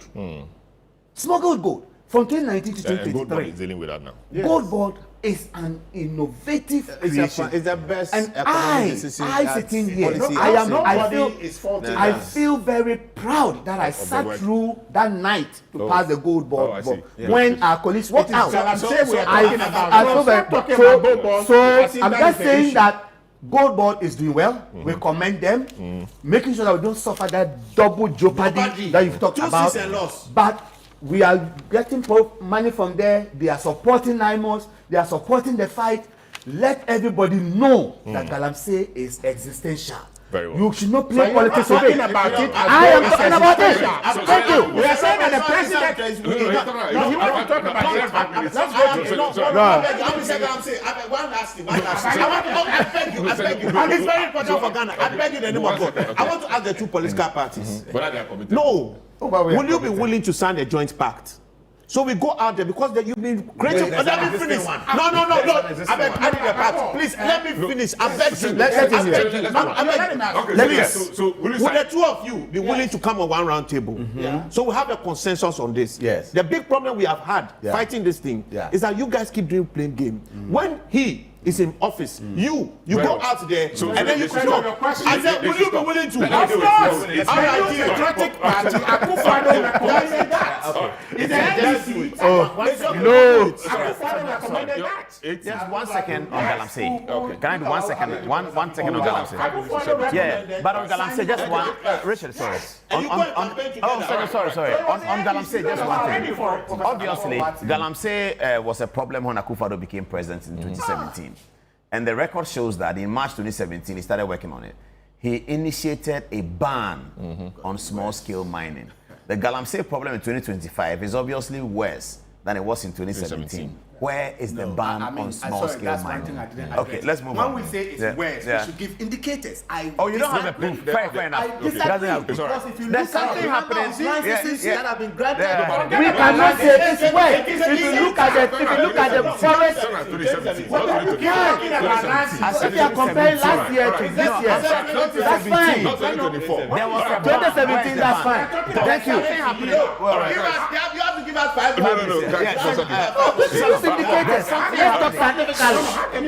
talk scientifically. Let's talk about let's give data. So the policy on the floor, yeah. There's something very dangerous happening in the AT telecell matter that we have to be interested A in. minute and a half. Yes, a minute and a half. The point is that there is very little transparency in this problem, and the minister must come better. We are being told that Telecel is taking over 80, something like that. The record shows that Telecel is a company with a debt of about 400 million. 80 is a company with a debt of about 200 million. If these figures are true, then it means that the company with the bigger debt is being asked to take over the company with the smaller debt. Then there's also the issue of a $150 million that had been pledged by an investor called Retron to invest in 80. Which, according to the minister, had been subjected to a KPMG analysis. That KPMG analysis is yet to come out, or it hasn't come out, or only the minister knows, but he doesn't tell anyone what KPMG said. And then he seems to be proceeding along a certain policy line without being really transparent to even the industry, to Parliament, and to anyone else. Because he came to announce on a certain date, 3rd September or so, that KPMG were going to assess the bid of a company that is willing to invest in 80. He has not come back to say what KPMG said. And then there's concerns that about thousands of jobs may be lost if this process is occasioned. And that's really what is important. I think over the next week, we'll have a bit more detail on this matter. But the important thing is that no minister for Ghana who has been elected should make any policy decision in a sensitive sector like telecoms that would occasion job losses. It should never happen. No minister, from what we are seeing, it looks like that's where the minister is taking the matter. Says that they have not taken over 80. Yes, they said they have not. They were only asked by NCA to provide roaming services. There are Bloomberg stories that said that. They have only been asked by NCA to provide roaming services because ATC has shut the cells of 80. So 80 people all can that is continue. correct. All that is correct. So but they've why not are taken we over. not That's what they're saying. hearing about the KPMG report? So Why they are hearing awaiting the about report. No, but that's what I'm saying. That the minister seems to have been shifting the goalpost on this report. Very well. Yes, Good. But Let me hear we'll Frankie. get more information on this one. We'll do that. Franklin, you have the final word on this. On this one, All right, Franklin, let's Let me hear it. just On the say that 80, on I know you are interested in the 80 and all of that. Yes. Oh, well, let me just say that on Galamsey, I think we need resources to go to the fight as well. We cannot be making this handsome windfall and then leave the fights to the likes of Boa, who seems to be begging corporate entities. There's money, and we need to fight this thing head. I think on the 80 matter, I don't know why. I don't understand. Ministers must sometimes stay back and allow the regulators to do their work. This whole thing where serious policy must be at the beck and call of a minister sometimes reeks of a bit of I don't know. It's like playground politics. Look, put the matters there. Let's all discuss it, and let's see the end of it. Anyway, look. By the way, the two companies are owing, and I think they've been badly run. Frankly, I don't even care whether they leave the scene or not. But seriously speaking, this matter, as Paul said, we should see the end of it by next week. Thank you. Very well. Thanks so much for Franklin. This is how we conclude today's edition of the program. We'll come back. The president hasn't given up on the fight. Yes. I expect the president to do more. He needs to deliver us our kingpins. Very well. He needs to make himself available when we call on them for us to have a national pact, Very well. cross-political pact to campaign and fight this Galamsey. This is how we conclude today's edition of the program. Thank you so much for doing the viewing and the listening. See you same time next week. The word give up is